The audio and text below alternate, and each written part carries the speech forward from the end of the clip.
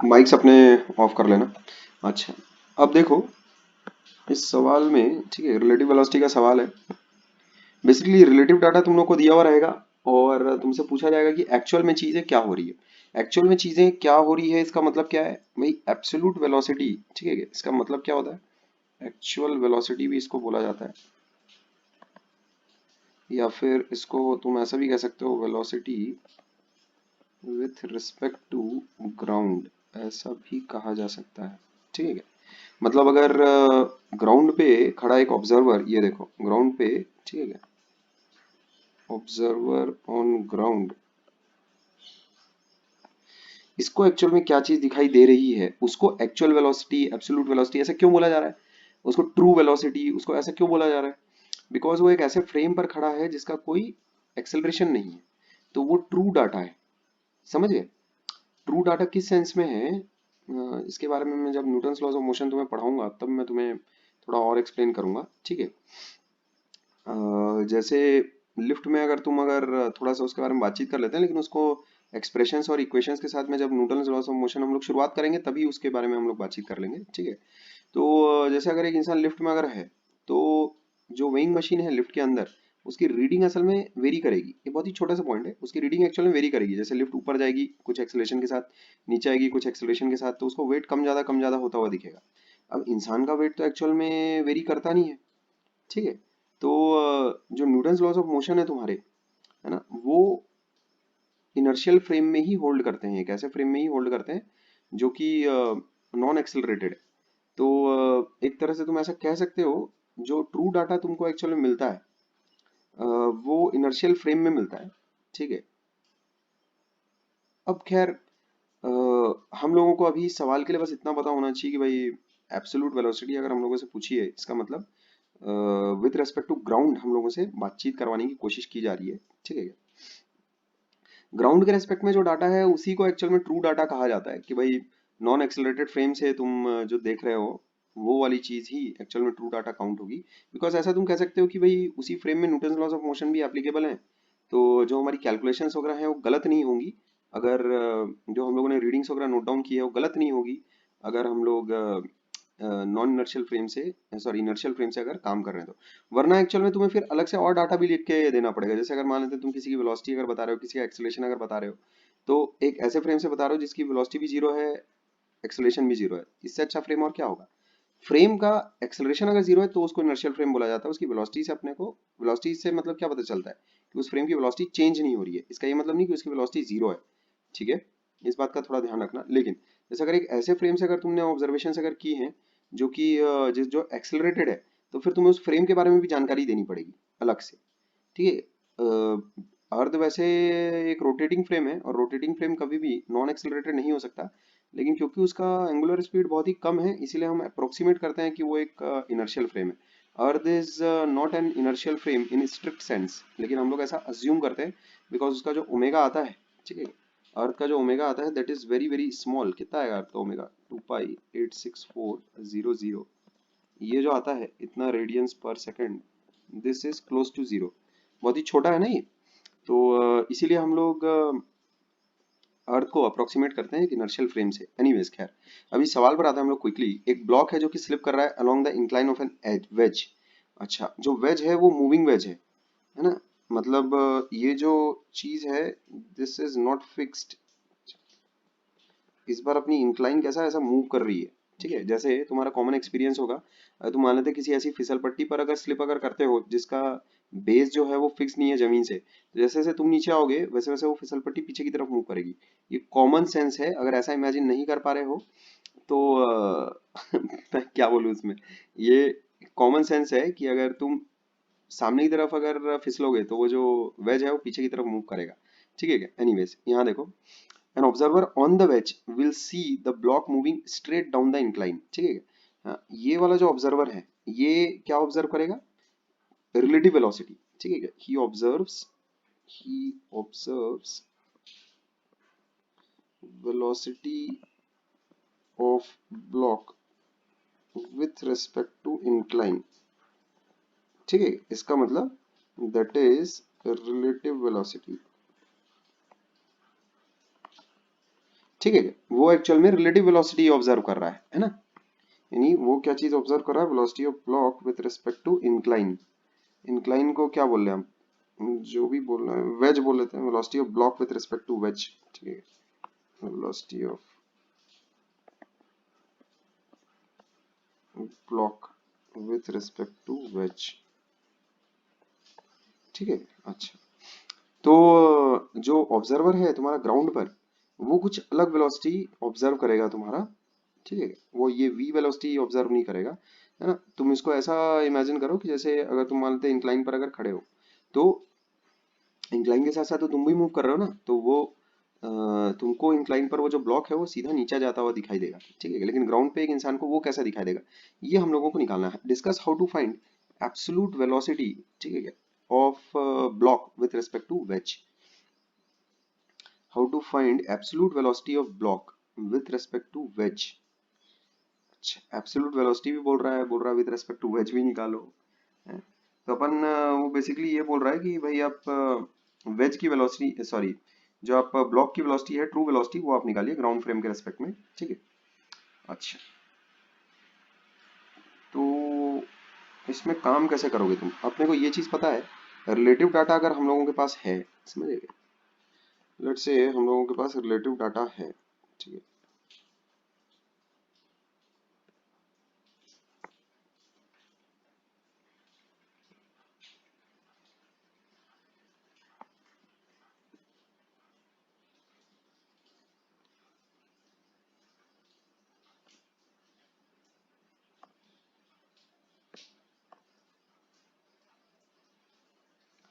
मान लेते हैं अपने पास रिलेटिव डाटा है। ठीक है क्या, ये अपने पास रिलेटिव डाटा है v, velocity of block with respect to wedge क्या दिया हुआ है, with respect to incline. Incline मतलब उसी को वेज बोल रहा हूँ। ये चीज क्या है, ये जो है ये इंक्लाइन है तुम्हारा, समझिए, इसको वो इंक्लाइन बोल रहा है, इंक्लाइन को ही वेज बोल रहा है। अच्छा, तो ये रिलेटिव डाटा अपने पास है। अच्छा, अब क्या होगा, अगर तुम्हें ये वी एम क्यों लिख रहा है बे, एम से क्या कर रहा है ये पगलू, वेज है ना बढ़िया सा, एम से क्या करना चाह रहा है पागल, है। एम से क्या कर रहा है, एम, अच्छा, एक कैपिटल एम के लिए साले ने कैपिटल एम लिया हुआ है और छोटे एम के लिए पागल ही है साला बक। तो अपन ब्लॉक यूज करेंगे और वेज यूज करेंगे, बी और डब्ल्यू। ठीक है, एनीवेज यहाँ देखो, तो रिलेटिव वेलोसिटी अपने को दी हुई है, दूसरा एब्सोल्यूट वेलोसिटी अपने को वो वेज की दी हुई है, समझ गए। तो अगर इसमें ये चीज क्या दी हुई है अपने को, velocity of block with respect to wedge, और इसमें अगर मैं ऐड कर लेता हूँ velocity of wedge, absolute velocity, ऐसा, तो बस मेरे को वेलोसिटी ऑफ ब्लॉक मिल गया विद रेस्पेक्ट टू ग्राउंड। समझिएगा कंसेप्ट क्या है अपना, ऐड रिलेटिव डाटा। ठीक है, रिलेटिव डाटा अगर अपने को पता और अपने को ग्राउंड के रेस्पेक्ट में अगर चाहिए डेटा, तो अपन एडिशन करते हैं, ऐड रिलेटिव डाटा, ठीक है, टू ग्राउंड डेटा। ठीक है, इस चीज के बारे में बहुत बार ऑलरेडी बातचीत हो चुकी है। अगर तुम्हें रिलेटिव डाटा अगर फाइंड आउट करना है, then you have to subtract.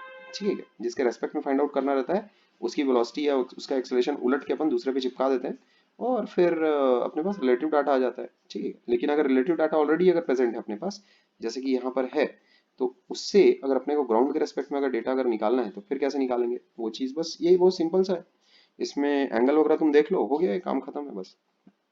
तो वेलोसिटी ऑफ ब्लॉक कितनी आ जाती है, यहाँ देखो, ये अपने पास थीटा दिया हुआ था, तो ये भी थीटा हो जाएगा। ठीक है बात, है ना। ये अपने को कितना दिया हुआ है, वी दिया हुआ है, समझ रहे हो। और वेलोसिटी ऑफ वेज वो दिया हुआ है अपने को कैपिटल वी। ठीक है, ये दिया हुआ है कैपिटल वी, ऐसा। तो यहाँ देखो, ये वाला जो कंपोनेंट हो जाएगा अपने पास, ये हो जाता है वी कॉस थीटा, समझ रहे हो, ऐसा, और ये हो जाएगा v sine theta. Small v को रिजॉल्व किया और कुछ नहीं, इस चीज को रिजॉल्व किया मैंने, इस चीज को रिजॉल्व किया है और कुछ नहीं है। ठीक है, और उसके बाद इधर हो गया मेरे पास कैपिटल वी, ऐसा। ठीक है, this is what, this is velocity of block. ये अपने पास है velocity of block, velocity of block with respect to ground.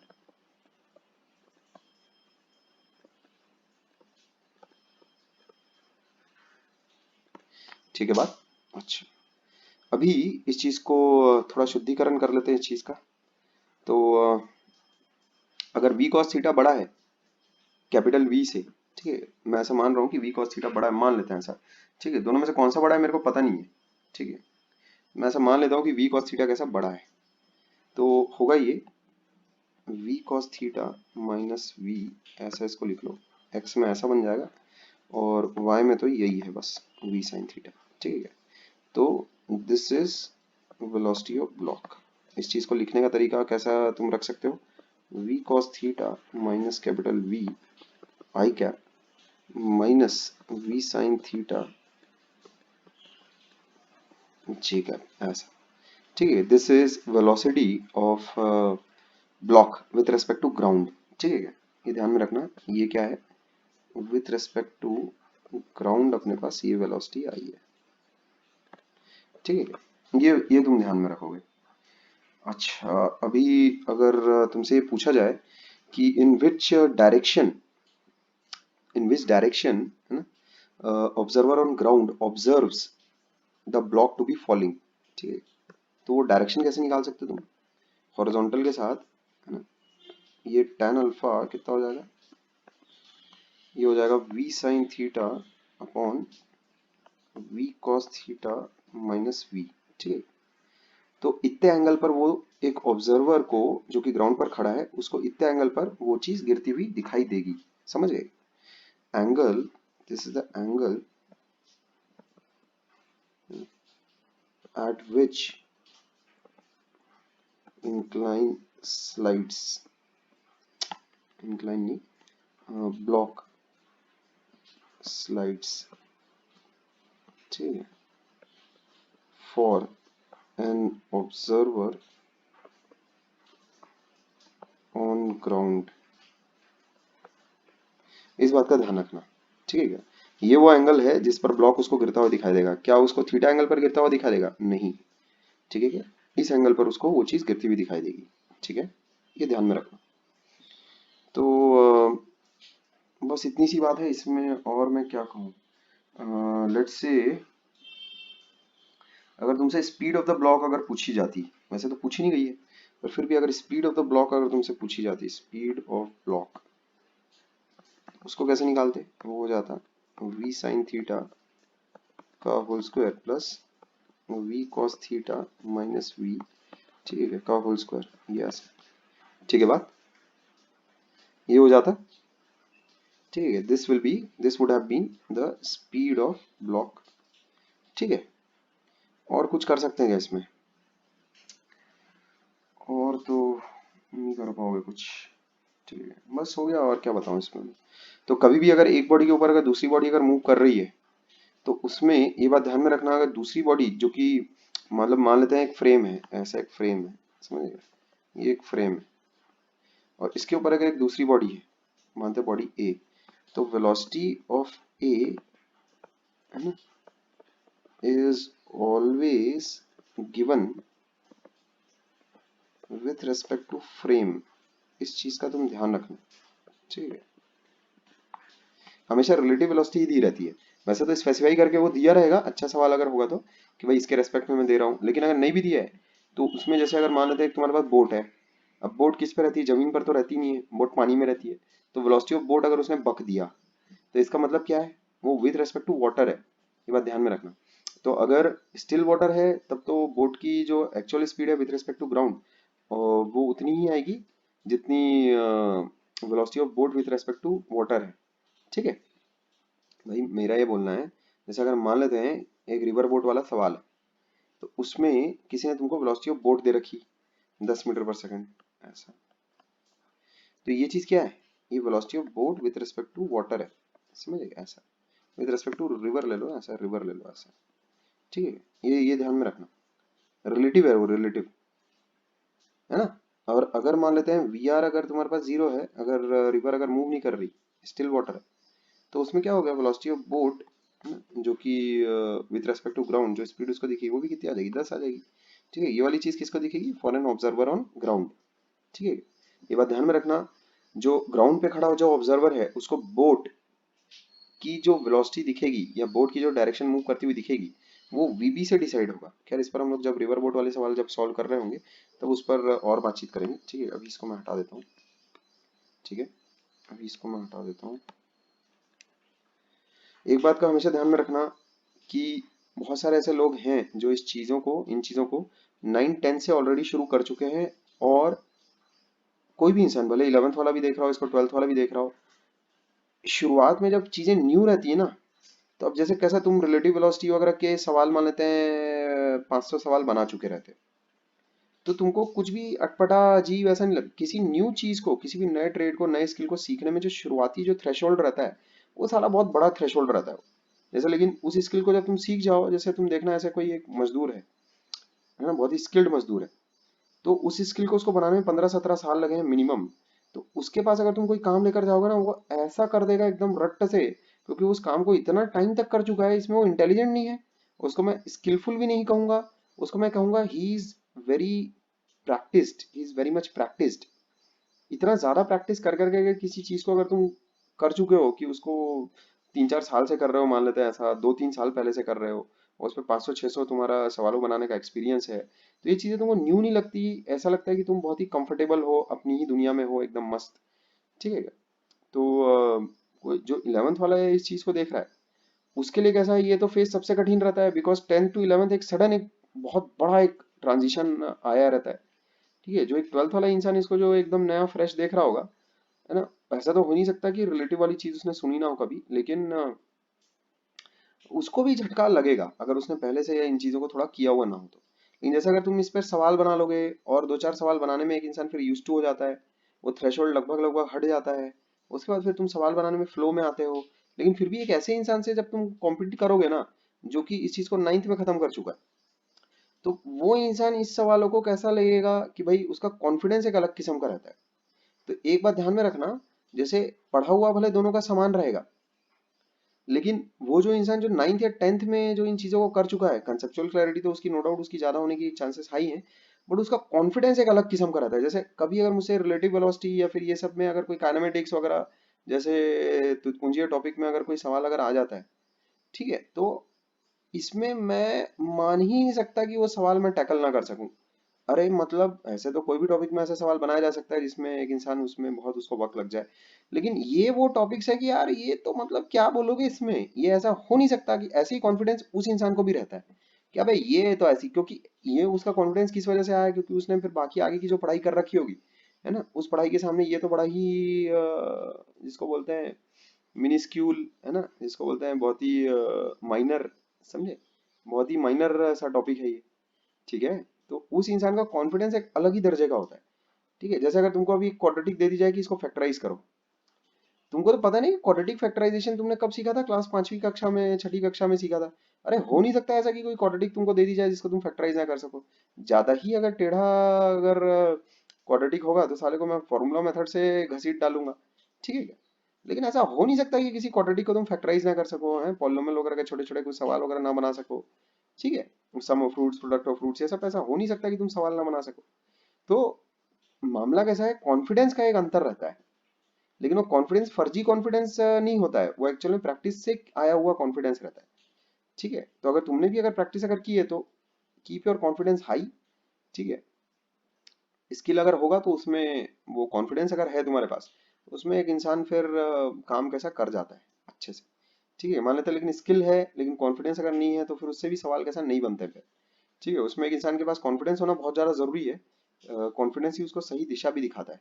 ठीक है क्या? ध्यान रखोगे तो आगे अगले सवाल की तरफ बढ़ते हैं। इसमें अगर किसी को कुछ अगर बोलना है कुछ, तो मुझसे बातचीत कर सकता है वो।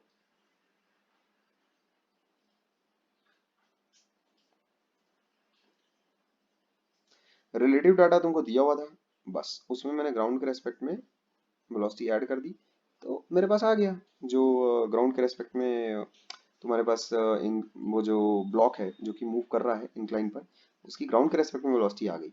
ठीक है, ये एक नई दुनिया है, नई लैंग्वेज है, यूज टू होना जितना जल्दी से जल्दी खत्म करोगे उतना अच्छा होगा। ध्यान रखो, नई दुनिया है, नई लैंग्वेज है। ठीक है क्या? अच्छा खैर, अगले सवाल की तरफ आते हैं। अगले सवाल में देखो, वो उनका कहना है एक पार्टिकल है जो कि मूव करता है 5 मीटर पर सेकंड से, कोई डायरेक्शन वायरेक्शन नहीं बता रखी है। ठीक है, बस दे रखा है कि वो कितने से मूव कर रहा है, 5 मीटर पर सेकंड से वो मूव कर रहा है आफ्टर 5 सेकेंड्स। ठीक है, 5 सेकंड के बाद ऐसा पाया जाता है, it is moving with a velocity of 12 metre per second in a direction perpendicular to the original direction. Okay, during this 5 seconds find change in speed, change in velocity and magnitude of change in velocity and average acceleration and its magnitude. अबे ये सवाल relative motion में कहां से आ गया बे? Relative motion से तो इसका कोई दूर दूर तक का वास्ता ही नहीं है। चलो खैर फिर भी बना लेते हैं। यहाँ देखो, एक बात ध्यान में रखना, जो एवरेज एक्सेलरेशन वाला जो फंडा है, ठीक है, that is dependent on change in speed, ठीक है, change in velocity per unit time, not change in speed. इस चीज का तुम ध्यान रखना, ठीक है, ठीक है, not change in speed upon time, ठीक है, इस चीज का तुम ध्यान रखोगे, है ना। इस क्वांटिटी को क्या कहते हैं, इसका कोई फिजिकल नेम नहीं है, but change in velocity per unit time का एक फिजिकल नेम है। क्या नेम है? Average acceleration. इस बात का ध्यान रखोगे। अच्छा, अब देखो, एक पार्टिकल है जो मूव कर रहा है, मान लेते हैं भाई कोई डायरेक्शन दे नहीं रखी है, तो लेट्स से उस पार्टिकल का, ठीक है, उस पार्टिकल की इनिशियल वेलोसिटी मान लेते हैं ऐसा है 5 मीटर पर सेकंड, आई कैप के डायरेक्शन में। ये आई कैप हो गया, ठीक है, ये जे कैप हो गया मेरा, ठीक है, ऐसा ये मामला ठहरे। अच्छा, अभी वो क्या बोल रहा है फिर, 5 सेकंड के बाद it appears to be moving with a velocity of, यहाँ देखो क्या बोल रहा हूँ, with a velocity of 12 metre per second in a direction perpendicular to the original direction. अच्छा, इसके यानी थोड़ी देर के बाद क्या हुआ, उसकी जो वेलोसिटी है वो ऐसी हो गई, ठीक है, ये ऐसा हो गया 12 मीटर पर सेकंड, ऐसी हो गई उसकी वेलोसिटी, इनिशियली ऐसी थी, बाद में ऐसी हो गई, ठीक है। तो ये कितनी देर के बाद हुआ? आफ्टर 5 सेकेंड्स, ठीक है। तो अब ये पूछ रहे हैं ड्यूरिंग दिस 5 सेकेंड्स, ठीक है, 5 सेकंड के इंटरवल के लिए आप बताइए चेंज इन स्पीड क्या होगी, ठीक है। तो चेंज इन स्पीड क्या होगी? 12 मीटर पर सेकंड माइनस 5 मीटर पर सेकंड है 7 मीटर पर सेकंड। तो इसमें तो कोई, it is a no brainer, समझ गए। Change in speed is not a directional quantity, ठीक है, change in speed is not a vector. जैसे 2 किलो आलू में से 1 किलो आलू गया तो क्या बचेगा? 1 किलो आलू बचेगा ना, कि उसके साथ ये लगाते हो कि 1 किलो आलू टुवर्ड्स नॉर्थ, लेकिन अगर वही तुम अगर साउथ की तरफ देखो तो 10 किलो आलू हो जाएगा। ऐसा अगर हो जाता तब तो दुनिया ही पलट जाती भगवान, ठीक है क्या, बेचारे सब्जी वाले, है कि नहीं। तो एनीवेज, यहाँ देखो अगला सवाल, change in velocity and magnitude of change in velocity. तो चेंज इन वेलोसिटी तुम कैसे लिख सकते हो? देखो, इनिशियल वेलोसिटी क्या है तुम्हारे पास, वेक्टर फॉर्म में लिखो, चेंज इन वेलोसिटी v1 कितना हो गया 5 i cap, v2 final velocity कितनी हो गई 5 j कैप। तो change in velocity is what, delta v vector उसको बोलते हैं, v2 माइनस v1, ये चीज कितनी आ रही है 5 j cap minus 5 i cap, ठीक है बात। और magnitude of change in velocity that will be what, that will be 5 का होल स्क्वायर प्लस माइनस 5 का होल स्क्वायर का अंडर रूट, ठीक है। This will B magnitude of change in velocity. ये चीज कितनी आ जाएगी मेरे पास 25 25 50, तो 5 रूट 2 ऐसा, इतना मीटर्स पर सेकंड, ठीक है। उसके बाद सर हाँ बता। वो 12 जे कैप होगा ना? अबे यार हट साला, रायता फैल गया तो थोड़ा सा रायता फैल गया, ये ऐसा हो जाएगा, ठीक है। तो 144, साले इतनी देर से चुप बैठा था बे, है, इतनी देर से चुप बैठा था। सोच रहा होगा कि करने दो साले को पहले, उसके बाद में हीरो माफी का एंट्री मारूंगा, है? तो 144 ये भी बड़ा अच्छा नंबर है, 13 मीटर पर सेकंड। इतनी देर से चुपचाप बैठा था मस्त मजे से, ठीक है। खैर, तो ये मामला हो जाता है, क्लियर है क्या? 13 metre per second is the magnitude of change in velocity. क्या है ये? मैग्नीट्यूड ऑफ, ये चीज क्या है अपने पास, मैग्नीट्यूड ऑफ, ठीक है, change in velocity.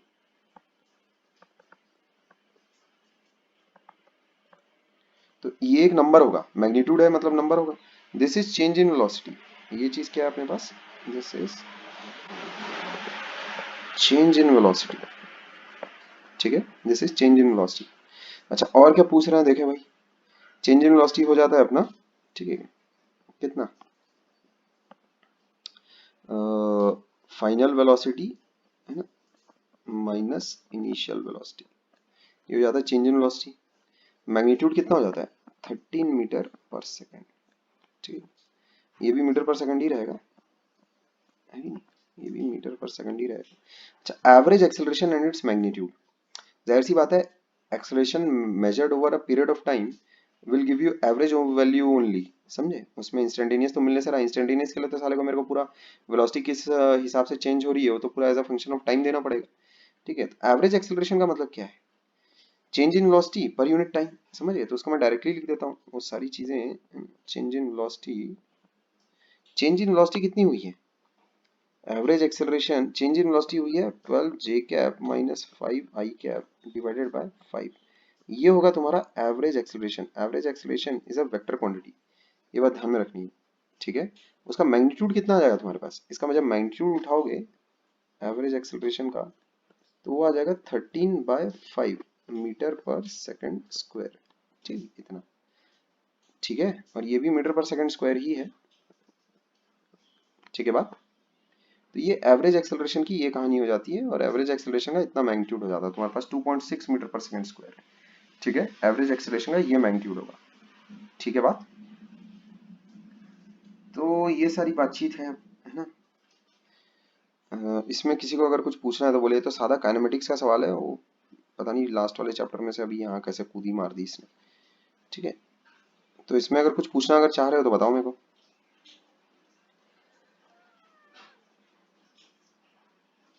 Most easy problem, ठीक है, मोस्ट इजी।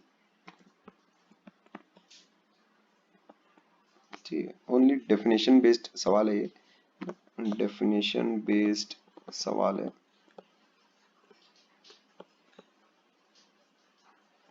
जो कि हमें जरा भी दिक्कत नहीं दे सकता। ठीक है, अच्छा आगे बढ़ते हैं अगले सवाल की तरफ। हाँ, अब आया तुम्हारे पास रिलेटिव वाला एक सवाल। पढ़ो इस सवाल को जरा, पढ़ो फटाफट। ठीक, क्या बोल क्या रहा है?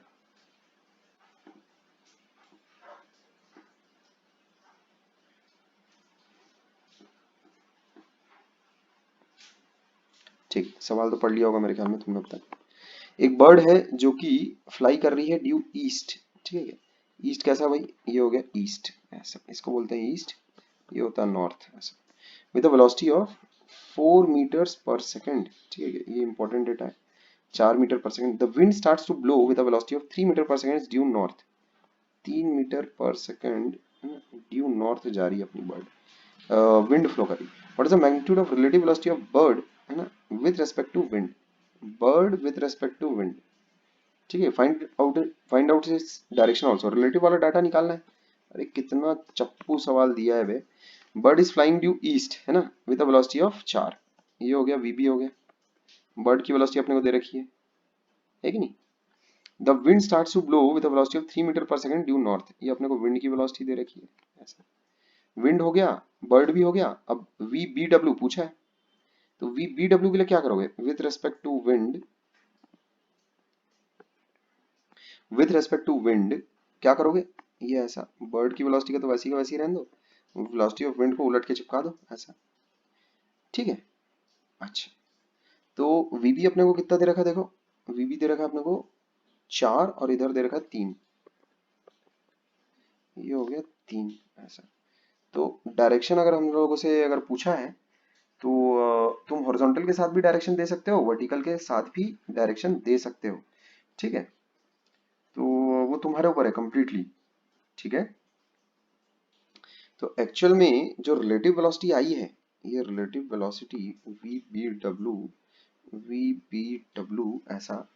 तो रिलेटिव वेलोसिटी का एक्चुअल में जो वेलोसिटी ऑफ बर्ड के साथ जो एंगल रहेगा उसको तुम देना, समझ गए कि ये उसकी डायरेक्शन रहेगी। क्लियर है, समझ गए। तो उसको एक्चुअल में, इस चीज का फिजिकल सिग्निफिकेंस के बारे में बाद में बातचीत करते हैं। फिलहाल tan अल्फा डायरेक्शन जो है वो कितनी हो जाएगी? tan अल्फा हो गया 3/4। ठीक है, ये हो जाता है। ठीक है, तो ये 37 डिग्री है अल्फा, स्टैंडर्ड एंगल है ना। tan alpha is 3/4। तो ये अल्फा बराबर इतना होगा विद द हॉरिजॉन्टल। ठीक है बात, विथ हॉरिजॉन्टल।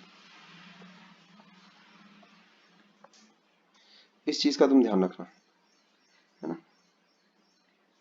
तो ये मामला है। इसमें VBW एक्चुअल में आ कितना रहा है वो भी देख लो। VBW कितना आ जाएगा, under root of VB square plus VW square, कितना हो जाता है, 4 स्क्वायर प्लस 3 का स्क्वायर, ये चीज आ जाएगी अपने पास 5 मीटर्स पर सेकंड। ठीक है, ऐसा रिलेटिव वेलोसिटी कितनी है बर्ड की, इतनी। ठीक है बात, रिलेटिव वेलोसिटी बर्ड की कितनी है, इतनी। तो हम लोगों को एक्चुअल में बर्ड किस डायरेक्शन में जाता हुआ दिखाई देगा, हम लोग जो ग्राउंड में है हम लोगों को बर्ड ये इस डायरेक्शन में जाता हुआ दिखाई देगा, ये बात ध्यान में रखो, इस डायरेक्शन में जाता हुआ दिखाएगा, वीबी के डायरेक्शन में जाता हुआ एक्चुअल में दिखाई देगा, समझ रहे हो। हम लोगों को विंड किस डायरेक्शन में फ्लो होती हुई दिखाई देगी, ये ऐसा नीचे की तरफ फ्लो होती हुई हम लोगों को विंड दिखाई देगी। ठीक है, तो इसका सिग्निफिकेंस क्या है फिर, इसका सिग्निफिकेंस क्या है, वी बी डब्ल्यू का सिग्निफिकेंस क्या है, हम लोग को ऑब्जर्व होगा उस तरफ उड़ते हुए। नहीं हम लोगों को ये ऑब्जर्व होगा, ये वीबी ऑब्जर्व होगा, समझा, हम लोग ग्राउंड पे है ना, हम लोग को यही ऑब्जर्व होगा, वीबी ही ऑब्जर्व होगा, समझ गए। हम लोग ग्राउंड पर हैं और मैं ऐसा मानकर चल रहा हूँ कि जो विंड वाली चीज है उससे अपन दूर है, मतलब विंड वाले फ्रेम में अपन नहीं है, अपन ग्राउंड में है जहाँ वो हवा हवा बिल्कुल नहीं है, ऐसा कुछ समझो तुम। ठीक है, अपन सादा ग्राउंड में है, अगर अपन वैसे सादा ग्राउंड में है तो अपने को ये ऑब्जर्व होगा, लेकिन अगर अपन विंड वाले उसमें फ्रेम में अगर अपन भी है, हम लोग भी हैं, ठीक है, तो अपने को फिर ये ऑब्जर्व होगा विद रेस्पेक्ट टू विंड, जो उसकी वेलोसिटी है अपने को फिर ये ऑब्जर्व होगा। ठीक है, अगर अपन उसी फ्रेम में है जिस फ्रेम में ये अपना पंछी है विंड वाले फ्रेम में, तब अपने को VBW ऑब्जर्व होगा। लेकिन अगर अपन हम लोग ग्राउंड में है अगर है तो ये बात ध्यान में रखना, अपने को VB ऑब्जर्व होगा। मैं इसको नोट डाल के लिख देता हूँ, from ground the observed velocity will be VB। ठीक है, ये बात ध्यान में रखोगे। लेकिन if from from wind frame, ठीक है, फ्रॉम फ्रेम ऑफ विंड, अब उसको कैसे लिखूंगा यार मैं, from frame in which wind blows, ठीक है,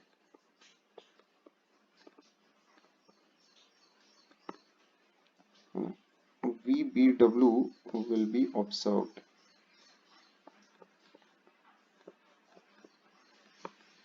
ठीक है, जिस फ्रेम में तुम हो उस फ्रेम में ना तुम वेलोसिटी ऑफ बर्ड देखोगे, जैसे ये velocity of bird with respect to ground है, तुम अगर ग्राउंड में हो तो तुमको ये वेलोसिटी दिखाई देगी बर्ड की, अगर तुम विंड वाले फ्रेम में हो तो वेलोसिटी ऑफ बर्ड तुमको ये वाली दिखाई देगी, समझ गए, ये बात ध्यान में रखोगे। जिस फ्रेम में तुम हो उसी फ्रेम के रेस्पेक्ट में तुमको वेलोसिटी देखनी है जिस ऑब्जेक्ट की मूव हो रही है। ठीक है बात, ये ध्यान में रखना। तो डायरेक्शन वगैरह सब हो जाता है इस सवाल में, और कुछ ऐसा बताने का नहीं है। ठीक है, अच्छा, इसके बाद अगला सवाल तुम देखो, इसके बाद अगला सवाल एक्चुअल में है नहीं शायद, हाँ ठीक है, ठीक है, अच्छी बात है, चलो ठीक है देख लेते हैं। अगला सवाल देखो, दो कार्स हैं, दोनों की दोनों, दो कार्स हैं और दोनों की दोनों तुम्हारा 5 मीटर लंबी है। ठीक है, 1 मिनट के लिए रुकोगे तुम, ठीक है, एक सेकंड, चार्ज थोड़ा लगाना पड़ेगा, एक सेकंड।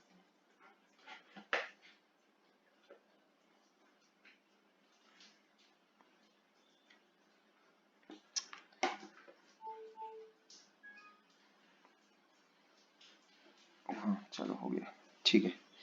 तो सवाल पर आते हैं, दो कार्स हैं है ना, दोनों की दोनों 5 मीटर लंबी है, in B both 5 metres long, ये डाटा अपने को ध्यान में रखना है। अच्छा, car A is travelling eight 84 kilometre per our, ठीक है, 84 किलोमीटर पर आवर है, उसका थोड़ा शुद्धिकरण कर लेते हैं क्या, रुक जाओ जरा, अभी नहीं करते है ना, क्योंकि इसमें मैं समझ गया हूँ।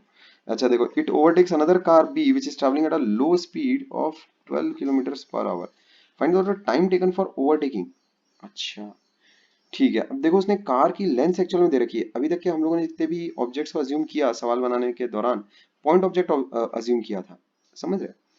तो अपन जैसे ये कहते थे कि पॉइंट ऑफ ओवरटेकिंग क्या होता था, जैसे अगर पॉइंट ऑब्जेक्ट्स अगर तुम्हारे पास रहेंगे तो पॉइंट ऑफ ओवरटेकिंग क्या रहेगा, तो उसमें जैसे ही जो सेकंड कार है, जो जिसकी कार की स्पीड ज्यादा है, जो पीछे है, वो जब तुम्हारे पास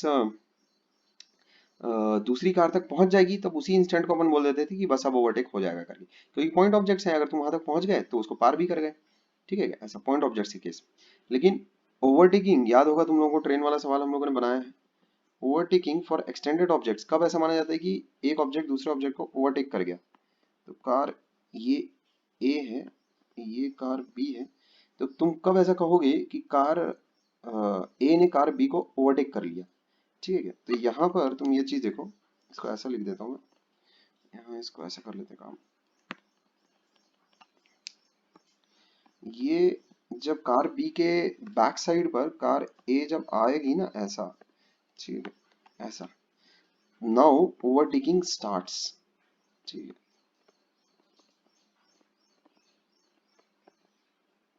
ठीक है, इस बात का तुम ध्यान रखोगे। ठीक है, ये भी 5 मीटर, तो ये भी 5 मीटर। अभी तुम ऐसा बोलोगे कि ओवरटेकिंग कैसा स्टार्ट हो रही है। ठीक है, अच्छा, अब ओवरटेकिंग कब कंप्लीट हो जाएगी, उस चीज को कैसे दिखाओगे? ये हो गया कार बी, ये तुम कहोगे कि अब कैसा ओवरटेकिंग हो गई है कंप्लीट। ठीक, ऐसा तब तुम कहोगे कि ओवरटेकिंग हो गई है कंप्लीट। ऐसा अब कहोगे नाउ ओवरटेकिंग इज कंप्लीट। ठीक है, ऐसा क्लियर है बात? अब तुम कहोगे कि ओवरटेकिंग कैसा कंप्लीट हो गई है। ठीक है, अच्छा, अब देखो, find out the time taken for overtaking. तो उसमें तुम क्या करो, जैसे ये महाशय जो है, ये महाशय जो है, जो मूव कर रहे हैं 12 किलोमीटर पर आवर से। ठीक है, और ये महाशय मूव कर रहा है 84 किलोमीटर पर आवर से। तो एक बात तुम ध्यान में रखना, जब तुम फ्रेम चेंज करोगे तो कार की लेंथ कभी चेंज नहीं होगी। समझे? ये बात ध्यान में रखोगे रिलेटिव फ्रेम्स में। ठीक है, ये बात ध्यान में रखना, note frame changing does not change length of objects। ये बात ध्यान में रखना। अच्छा, तो अभी तुम यहां देखो, क्या काम करो कि इस मोमेंट पर गाड़ी को इधर रोको, विथ रेस्पेक्ट टू बी काम करना मैं शुरू करता हूँ। ऐसा गाड़ी नंबर बी को जो है उसको स्टेशनरी बनाओ, और ये वाला मोमेंट से तुम देखो जो कार ए है उसको दूरी कितनी ट्रैवल करनी पड़ रही है। पहले तो वो ये 5 मीटर ट्रैवल करेगा, और उसके बाद और फर्दर 5 मीटर और ट्रैवल करेगा, समझेगा, विथ रेस्पेक्ट टू बी। तो ये जैसे बी है ना, तो वो जब यहाँ आएगा, ठीक है, तब यहाँ से यहाँ, है ना, ये वाली दूरी हो गई 5। ठीक है, इसको इस डायग्राम में बना लेते हैं। यहाँ से यहाँ उसने दूरी ट्रैवल की, ये हो गया 5 मीटर। फिर उसने यहाँ से यहाँ उसने दूरी ट्रैवल की, अगेन 5 मीटर। और किसको बोल रहा हूँ मैं, कौन दूरी ट्रैवल कर रहा है? ये जो इसका टिप है, समझे? ये वाला जो पॉइंट है, पॉइंट पी। ठीक है, ये वाला जो पॉइंट पी है, ठीक है बात, तो point P has moved 10 metres. ठीक है बात, with respect to B, obviously. ठीक है, तो 10 मीटर पॉइंट पी को अगर मूव करना पड़ा है विथ रेस्पेक्ट टू बी, और उसकी स्पीड कितनी है, पॉइंट पी की स्पीड कितनी है, एक सेकंड, अच्छा और भी सवाल है, एक मिनट।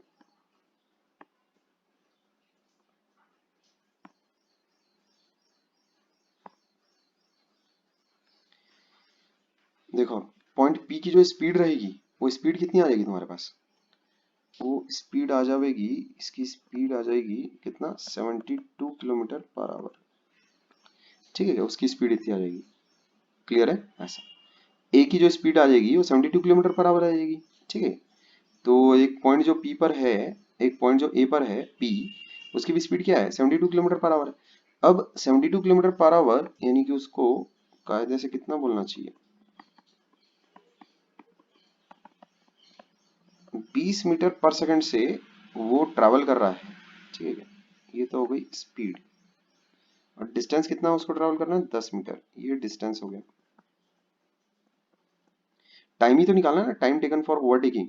तो टाइम टेकन फॉर ओवरटेकिंग, है ना, time taken for overtaking will be what? Time taken by P to move 10 meters with respect to P. समझ गए? क्लियर है? ठीक है बात ऐसा।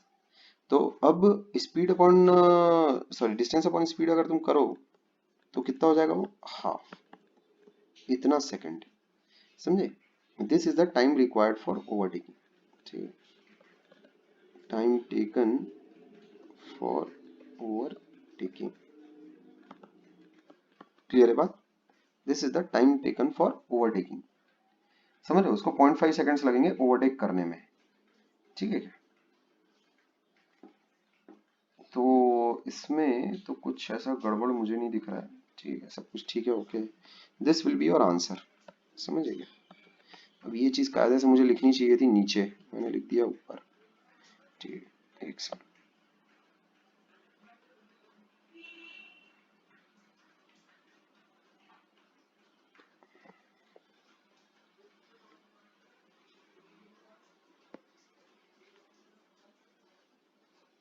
ठीक है, तो ये अपना आंसर हो जाता है।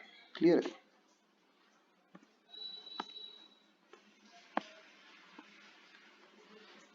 है ना? ठीक है, ये हमारा आंसर हो जाएगा। समझ गए? तो रिलेटिव के फंडे से ही इन सारी चीजों को, कभी भी दो बॉडीज अगर तुम्हारे सामने आए तो उसमें हमेशा रिलेटिव का फंडा हमेशा लगाना, बिकॉज एक बॉडी को रोक देना है ना और उसके बाद फिर दूसरी बॉडी को एनालाइज करना is far far effective and it is far far easier, है ना, in comparison to analysing both the bodies together. दोनों बॉडी मूव कर रही है तो पहले अपन वो गधों का जैसे नहीं कि पहली बॉडी एक्स चल गई तो दूसरी बॉडी डी प्लस एक्स चलेगी और फिर अपन इक्वेशंस लगाते रहते थे मूर्खों के समान। तो वो सब कैसा है, नाइन्थ में एक्चुअल में रिलेटिव वेलोसिटी तो बताई नहीं जा सकती है, टेंथ में तो रिलेटिव वेलोसिटी बताई नहीं जा सकती। तुमको याद होगा एक क्वाड्रेटिक में बड़ा ही फेमस सवाल रहता है कि दो कार्स हैं सेम डायरेक्शन में जब मूव कर रही हैं तो इतने टाइम बाद कोलाइड करती हैं, और दोनों कार्स जब अपोजिट डायरेक्शन में मूव करती है तो इतने टाइम के बाद कोलाइड करती है। तुम लोगों ने बनाया भी होगा ये सवाल। दोनों कार्स के बीच में इनिशियल दूरी इतनी है तो बताइए दोनों कार्स की स्पीड क्या होगी, 60 और 40 जिसका आंसर आता है। नहीं, ये सवाल तो सभी लोगों ने किया होगा 10वीं में, अच्छे से किया होगा। तो अच्छे से किया होगा मतलब मैंने ही कराया है। ठीक है, ब्लैक बोर्ड में। तो अनलेस एंड अनटिल तुम सोए हुए ना हो, उसके बाद भी 6 महीना ना सोए हुए हो, ये चीजें टेस्ट वगैरह में भी आई है बहुत बार। ठीक है, तो उसमें ऐसा तुम ये सवाल ना करो, ऐसा नहीं हो सकता। तो उसमें रिलेटिव वेलोसिटी का फंडा अगर लगाने की कोशिश अगर करोगे तो फिर क्या होगा? वैसे ये चीजें बहुत ही आसान है, मोस्ट इजी। ठीक है, बहुत ही आसान है। और जिन लोग एक्चुअल में नौवीं नौवीं 10वीं पढ़ते भी हैं वो कोई बहुत हाई फंटूस लेवल के सवाल नहीं करते, लेकिन फिर भी उनका जो एक्सपोजर हो जाता है ना उससे उनको एक थोड़ा एडवांटेज मिल जाता है। ठीक है, अच्छा खासा। तो उनके लिए वो ट्रांजिशन कैसा बड़ा ही स्मूथ रहता है 10th से 11th वाला।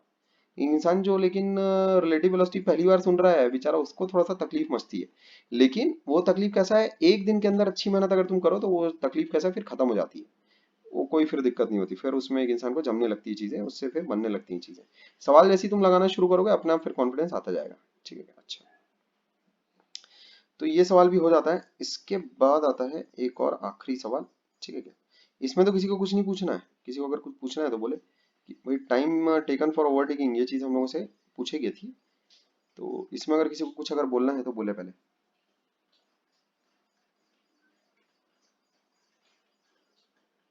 ठीक है, तो अगले सवाल की तरफ मूव करते हैं। अगला सवाल थोड़ा सा इंटरेस्टिंग है। इंटरेस्टिंग क्या मतलब, काफी पॉपुलर है।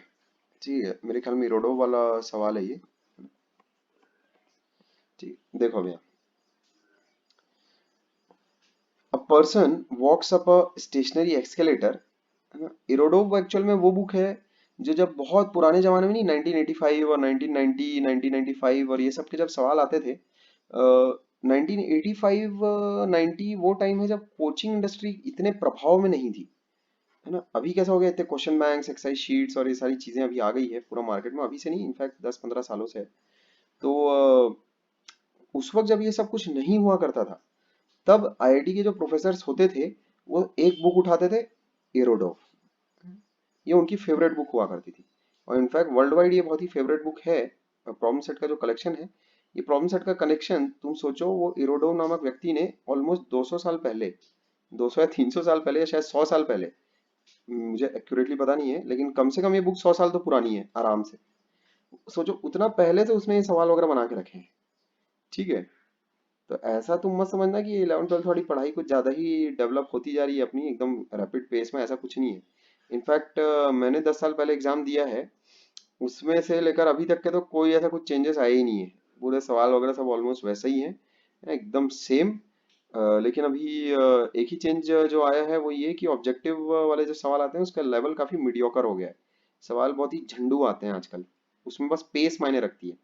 एक इंसान जिसकी कंसेप्चुअल क्लैरिटी अच्छी है वो भी ऐसा हो सकता है कि एक ऐसे इंसान से जिसकी पेस अच्छी है उसे बीट हो जाए, है ना? कितने से बीट होगा, लेकिन ज्यादा से बीट नहीं होगा, लेकिन फिर भी कंसेप्चुअल क्लैरिटी के साथ पेस अच्छी होना तुम्हारी बहुत ज्यादा नेसेसरी है। बहुत बार खराब बॉल्स पे भी शोएब अख्तर को विकेट्स मिले हैं, ब्रैटली को, शेन बॉन्ड को विकेट्स मिले। आजकल तो फास्ट बॉलर मिलते नहीं है, वो 140 वाले फास्ट बॉलर नहीं होते। ठीक है, वो जो बुमराह वगैरह डालते हैं उन लोग फास्ट बॉलर लिखा के तो आता है, 140 डालने वाले को भी अब फास्ट बोलते हैं, ले भगवान। तो वो जो इंसान कंसिस्टेंटली 150 टच कर रहा है, 155 पे डाल रहा है, उसको फास्ट बोलते हैं। तो बहुत बार शोएब अख्तर को कैसा विदाउट एनी स्विंग वगैरह भी कैसा विकेट्स मिल जाया करते हैं, बॉल फास्ट रहती है। फास्ट बॉल में रिएक्शन टाइम कम रहता है। अरे लोगों की लिटरली फटी पड़ी रहती है, बता रहा हूँ मैं, समझे? जो अगर कहीं मतलब हम लोग के उधर स्कूल में जो 120 वाली भी जो उसका कैसा मशीन्स वगैरह के साथ उनका कैसा मेजरमेंट वगैरह हो चुका था कि भाई ये इंसान 120 की डालता है, क्योंकि वो इंसान स्टेट वगैरह खेला हुआ था, तो उस लोगों ने हम लोग को खुद बताया था कि भाई 120 की आती है करीब करीब, मेरी 118 120 की आती है। तो 120 वाली बॉल मैं खेल चुका हूँ, बता रहा हूँ, दिखती नहीं है ना? दिखती नहीं है। इंटरनेशनल में जिसको अपन 130 को नहीं बोलते हैं, एकदम में तो चिंदी बॉलर है, आगे बढ़ के मारो और ऐसा वैसा। अरे 120 की बॉल अगर तुम खेलोगे ना, धज्जियां उड़ जाएगी उसमें, एकदम मतलब दिखती नहीं है, एकदम फर्राटेदार बॉल लगेगी और ऐसा लगेगा कि यार क्या बजूका निकल गया करके आजू बाजू से। 120 वाले जो बॉल रहती है वो भी, है ना? तो वो जो 130 पे भी जो लोग डालते हैं ना, वो खतरनाक आती होगी। अच्छा अब तुम इमेजिन करो 155 और 160 की जो बॉल रहती होंगी, वो सोचो अगर तुम्हारे सामने एक ऐसी बॉल आ रही है जो कि 160 की बॉल अगर तुमको डायरेक्ट अगर बॉडी में लग गई ना, मर जाओगे, बॉल छेदते हुए निकल जाएगी, बता रहा हूँ मैं, बॉडी से, है ना? छेद करके निकल जाएगी आर पार। और अब तुम एक चीज का इमेजिन करना, एक मैं तुमको फैक्ट बताता हूँ, तुम उस इंसान को फिर सल्यूट करोगे। वैसे वो इंसान नेचर वाइज मुझे उतना पसंद नहीं है, लेकिन स्किल वाइज और डेयरिंग वाइज बहुत मैं उसकी रेस्पेक्ट करता हूँ। वो है सुनील गावस्कर। ठीक है, तेंदुलकर से आने के पहले, वो 10 15 साल पहले, वो इनका जमाना था। ठीक है, तो वो सोचो, जो वेस्ट इंडियन जो पेस अटैक हुआ करता था पहले का, लगभग अभी से 20 25 साल पहले का, है ना? 80s के जमाने का, 25 30 साल हो गया अब तो, है ना? 80s के जमाने का जो वेस्ट इंडीज जो पेस अटैक हुआ करता था, उसमें चार ऐसे बॉलर थे खतरनाक। ये मैल्कम मार्शल, है ना? ये और दो चार थे, अभी मैं नाम भूल रहा हूँ एक्चुअल में। ठीक है, तो मार्शल और उसके साथ एक और एक लंबू था, है ना? बहुत अच्छे अच्छे बॉलर थे, ग्रीनिज वगैरह ये लोग। ठीक है यार, उसका नाम कैसे मैं भूल गया, एक मिनट को। Oh my God. चलिए उसका, हाँ, कर्टली एम्ब्रॉस, ये भगवान इसका नाम मैं भूल गया था। कर्टली एम्ब्रॉस, ये मैल्कम मार्शल, ये लोग ऐसे थे, 145 से नीचे नहीं डालते थे, और जो स्विंग करते थे कंसिस्टेंटली कैसा 150 155 ऐसा डालते, चारों के चारों बॉलर हैं। वो एंडी रॉबर्ट्स, ठीक है, एंडी रॉबर्ट्स था, मैल्कम मार्शल, कर्टली एम्ब्रॉस, ये इंसान के रूप में दानव थे, दैत्य, है ना? वेस्ट इंडीज समझ रहे हो ना, काले सांड एकदम भयानक। वो तो थोड़ा सा बॉल छू देते थे तो हाँ, 130 की हो जाती थी। हाँ बोलो। और एक था ब्रियान लारा नाम था उसका। अबे ब्रायन लारा बैट्समैन था पगलू, और वो अरे भी सर तो वो तेंदुलकर। भी वैसे ही था ना, लंबा लंबा, वो दानव जैसे ही नहीं लगता बे, था वो भी। वो दानव हाँ। वानव कुछ, अबे वो तेंदुलकर की हाइट से 1 2 इंची ऊपर होगा वो, समझा? तू किसी और के साथ कंफ्यूज कर रहा है उसको। Brian Lara was a world renowned batsman, left hander था, लेफ्टी था वो। ब्रायन लारा को तुम ऐसा पाओगे कि जो उसका बैटिंग करने का अंदाज था, उसको सबसे स्टाइलिश माना जाता है। इतना स्टाइलिश उसका मतलब खेलने का अंदाज था।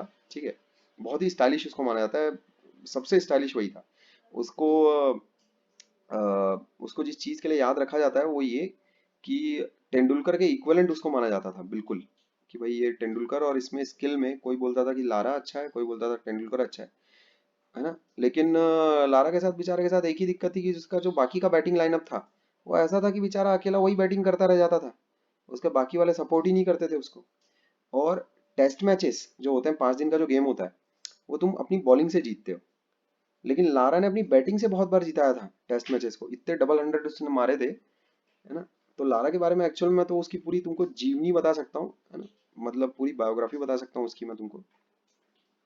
ठीक है, उसको प्रिंस बोला जाता है, प्रिंस लारा। ठीक है क्या, मतलब राजकुमार कहा जाता है उसको, वेस्ट इंडीज में प्रिंस बोला जाता है उसको। ठीक है, उसकी ये उपाधि है इनफैक्ट।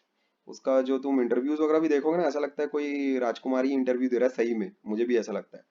तो उसको प्रिंस प्रिंस लारा कहा जाता है। ठीक है क्या।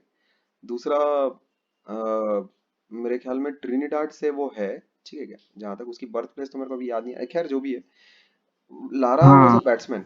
ठीक है क्या, लारा एक्चुअल में बैट्समैन था, बट वो एक्चुअल में तेंदुलकर के साथ का था। मतलब उसका जो पीरियड था वो कहाँ से स्टार्ट हुआ, 1990 से ऑलमोस्ट स्टार्ट हुआ, अप टू 2003 2005 तक वो चला। तो ये उसका वर्किंग पीरियड था। मैं जिस टाइम की तुमको बात कर रहा हूँ वो है 75 से 90 तक का पीरियड। ये जो 25 साल थे, इस दौरान वेस्ट इंडीज बॉलर्स की दहशत थी। दहशत मतलब उस लेवल की दहशत कि लोग थरथराते थे, कांपते थे, है ना, थर थर कांपते थे। अच्छा, ऐसे बॉलर्स को एक इंसान विदाउट हेलमेट फेस करता है। वो उस टाइम पे सुनील गावस्कर जो थे वो विदाउट हेलमेट इन बॉलर्स को फेस करते थे, पूरा दिन दिन भर बैटिंग करते थे, 4 4 5 5 दिन। ठीक है क्या, तो अगर ऐसी एक बॉल अगर तुमको लग गई, तुम्हारा गेम ओवर है, वहीं खत्म हो जाओगे तुम। हेलमेट के साथ भी, इनके साथ, इन जैसे बॉलर्स के साथ बहुत अच्छा खासा रिस्क है। बिना हेलमेट तो वो ऐसा है कि तुम मतलब पीओके वगैरह पे खड़े हो, इंडिया पाकिस्तान बॉर्डर पे खड़े हो, ऐसे ही गोलियां बारूद चल रही है, ऐसे ही तुम खड़े हो। ठीक है क्या। अच्छा, अब हुआ तुमको क्या था, तुमको मैं बताऊं, जिसकी वजह से क्रिकेट इंडिया में पैदा हुआ।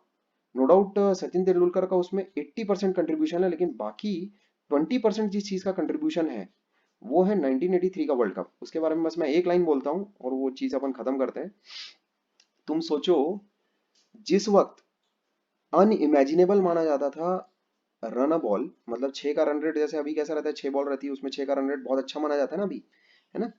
तो वनडेज में, वनडे की बात कर रहा हूं मैं, उस वक्त run a ball was unimaginable.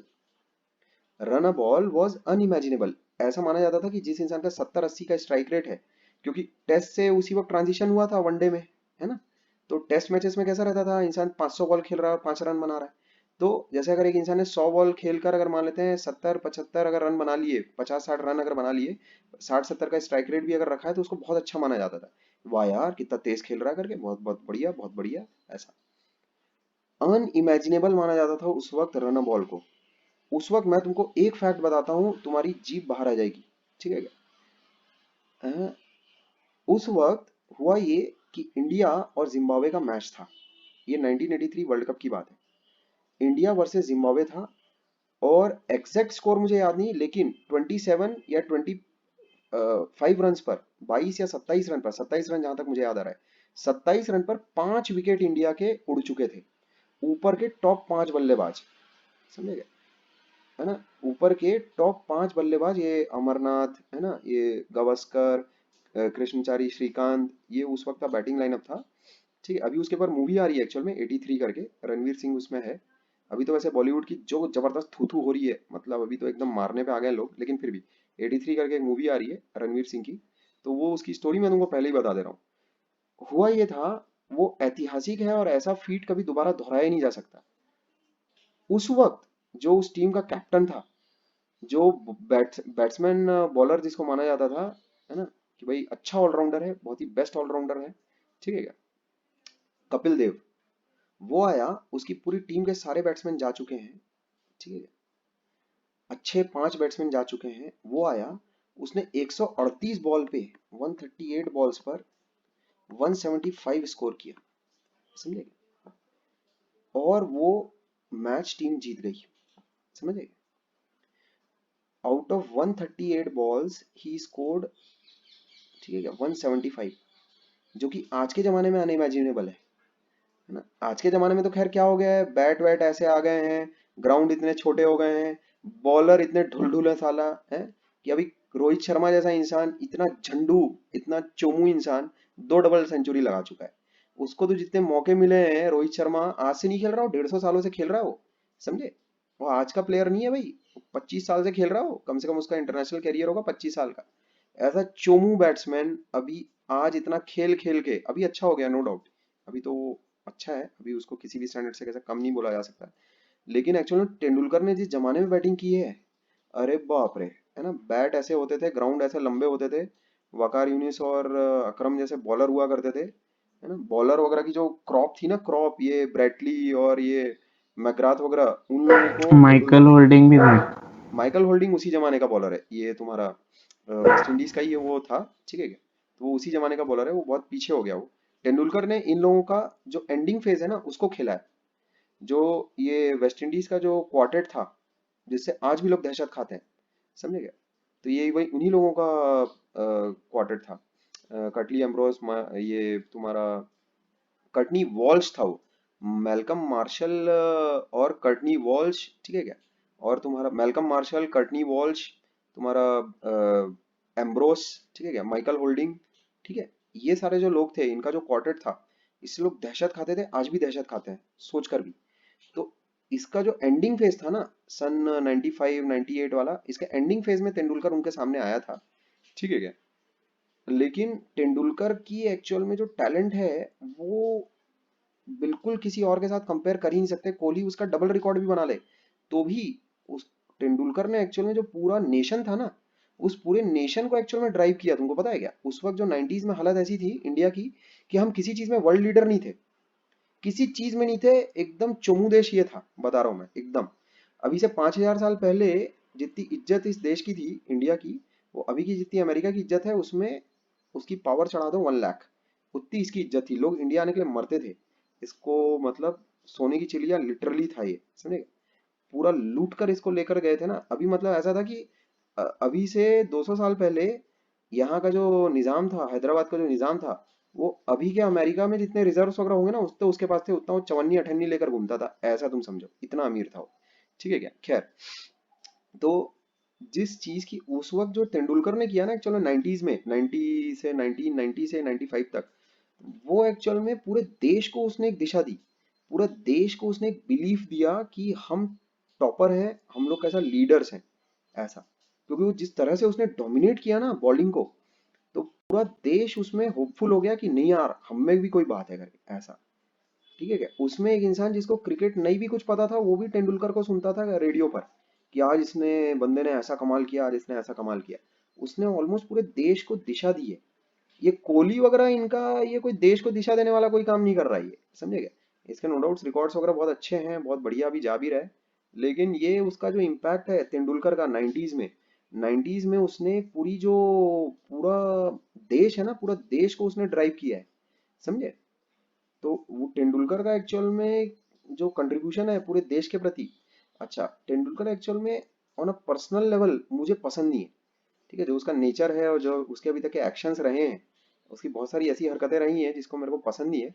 लेकिन प्रोफेशनली उस इंसान ने जो किया है ना इंडिया के लिए, वो मतलब बहुत बड़ी चीज है वो। उसमें मतलब एक इंसान में सेल्फ बिलीफ किसी में जगा पाना, कि भाई तुम लीडर हो, तुम एक्सेल कर सकते हो। स्पोर्ट्स की बात मैं कर ही नहीं रहा हूँ, ठीक है। लेकिन इन जनरल पूरे इंडिया में एक बिलीफ कि नहीं यार, अपन ने धोया, अपन ने किया, अपन ने फोड़ा, ऐसा।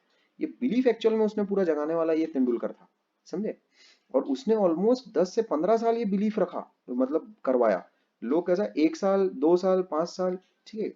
तो इसी कंपैरिजन में एक ही ऐसा दूसरा स्पोर्ट्स पर्सन है, जो कि मैं ऐसा रेट करूंगा कि भाई तेंदुलकर के इक्विवेलेंट वो है रॉजर फेडरर, ठीक है, टेनिस में। जिसका एक पीरियड जो रहा है लंबा, बहुत अच्छा एक्सेलेंट पीरियड, है ना, रॉजर फेडरर रहा है। वरना टेनिस में तो लोग और 3 4 साल खेलते हैं, बस निकले टाटा बाय बाय।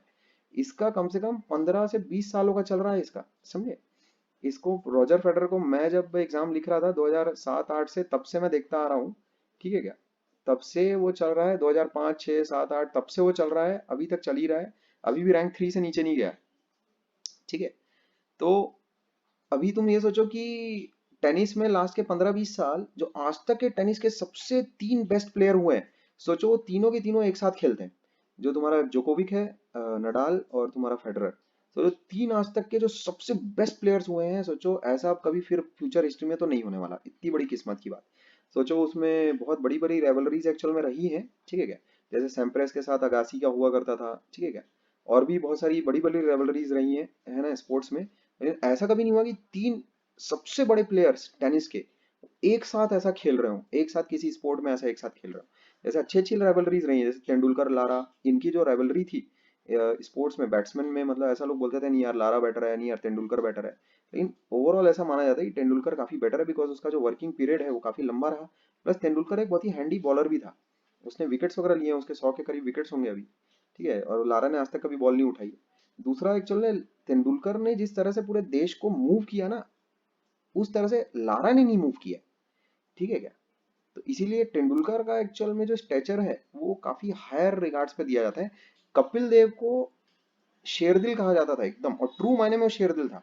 उसने बिना किसी की परवाह वरवाह किए और एकदम ऐसा जब वो खेलता था, बिल्कुल बहुत अच्छा ऑलराउंडर था, पूरा एक बैट्समैन भी था, और बॉलिंग तो जो जबरदस्त करता था, ठीक है क्या। बहुत ही अच्छी बॉलिंग भी करता था। उसके 438 के अराउंड विकेट से एक टाइम पर वर्ल्ड में सबसे ज्यादा विकेट्स उसी के थे, कपिल देव के। उसके बाद उसको ओवरटेक किया दो तीन लोगों ने, मैग्राथ वगैरह और तीन चार और भी लोग हैं जिन्होंने ओवरटेक किया। मुरली ने ओवरटेक किया, वॉर्न ने ओवरटेक किया, लेकिन अभी भी उसका टॉप रैंकिंग्स में तुमको मिल जाएगा, ठीक है। वसीम अकरम वगैरह इन लोगों ने उसको ओवरटेक जरूर किया, लेकिन एक टाइम पर कपिल देव का मैक्सिमम नंबर ऑफ विकेट्स थे पूरे वर्ल्ड में, ठीक है। और सोचो उसने ये जो काम किया ना एक्चुअल में, है ना, ये 138 बॉल्स वाला, दिस वाज एपिक। उस जो उस वक्त 1983 में फाइनल किसके साथ था तुमको पता है? ये तुम्हारा वेस्ट इंडीज 1975 का वर्ल्ड कप जीत चुकी थी, वेस्ट इंडीज 1979 का वर्ल्ड कप जीत चुकी थी, है ना। और 83 में सपने में भी किसी ने नहीं सोचा था, सपने में भी, है ना, किसी ने नहीं सोचा था कि इंडिया जीतेगी, वो भी वेस्ट इंडीज से। फाइनल्स हुआ, उसमें सोचो जो उनका ओपनिंग बैट्समैन था, है ना, उनका जो तुम्हारा ओपनिंग बैट्समैन था विवियन रिचर्ड्स, वो विवियन रिचर्ड्स असल में दानव था, समझे क्या। जैसे तुम क्रिस गेल को देखो, जैसे वो कभी 36 बॉल में कैसे 100 मार देता है, उस जमाने में 36 बॉल पे 100 मारने वाला इंसान था वो, ठीक है क्या, उस जमाने में। तो इंडिया ने कुछ 170 के आसपास कुछ टोटल अपना बनाया था, और ये दानव आया और इसने शुरुआत में जो धोना शुरू किया था इंडियन बॉलर्स को। उस वक्त इंडियन बॉलिंग लाइनअप बहुत ही अच्छा माना जाता था, बैटिंग लाइनअप उतना अच्छा नहीं था उसका, ठीक है क्या। उस टाइम पे जस्ट रिवर्स था। अभी जैसे बैटिंग लाइनअप बहुत अच्छा है ना, उस वक्त बॉलिंग लाइनअप बहुत अच्छा था, बहुत बॉलिंग लाइनअप बहुत ही अच्छा था उस वक्त। सोचो ये वर्ल्ड रिकॉर्ड है कि उस टाइम के वर्ल्ड कप में, एक बहुत ही अच्छा फैक्ट है, ट्रिविया है, उस टाइम के वर्ल्ड कप में एक भी ऐसी टीम नहीं थी जिसने इंडियन बॉलिंग लाइनअप के अगेंस्ट सारे अपने ओवर्स कंप्लीट किए थे, मतलब पूरा वो लोग कंप्लीट ऑल आउट हुए थे। उस टाइम पे 60 ओवर्स के एक्चुअल में मैच हुआ करते थे, 50 का नहीं होता था। एक ऐसा टीम नहीं थी जिसने इंडियन बॉलिंग लाइनअप को पूरे उनके ओवर्स खेले हो ऐसा, 60 ओवर पूरे। इन लोगों ने हमेशा उसको पहले ही आउट कर दिया था ऐसा। तो ऐसा अच्छा खासा बॉलिंग लाइनअप था। ये विवियन रिचर्ड्स आते बराबर जो कूटना शुरू किया कि भाई 5 ही ओवर में पूरा मैच खत्म करना है, 150 रन तो अभी बनाने हैं, जो कूटना शुरू किया था बाप रे एकदम खतरनाक, है ना। तो उसमें लेकिन इसका विकेट जब गिरा तब उसके बाद थोड़ा उन लोग क्रम्बल किए, है ना, विकेट्स वगैरह गिरने शुरू हुए। किसी ने इमेजिन नहीं किया था कि इंडिया कैसा वेस्ट इंडीज को हरा देगी, समझे। उस वक्त कैसा एकदम फिनोमिनन आ गया, एकदम अब तो क्रिकेट ऐसा पूरा फिनोमिनन आ गया। उस वक्त 4-6 साल के अंदर ही, 3-4 साल के अंदर ही तेंदुलकर आ गया सीन पर। 16-17 का था तभी इसको उठा लिए थे इन लोग, है ना, पाकिस्तान वगैरह भेज दिए थे। 16 साल का लड़का था तभी से इसने स्टार्ट कर दिया था।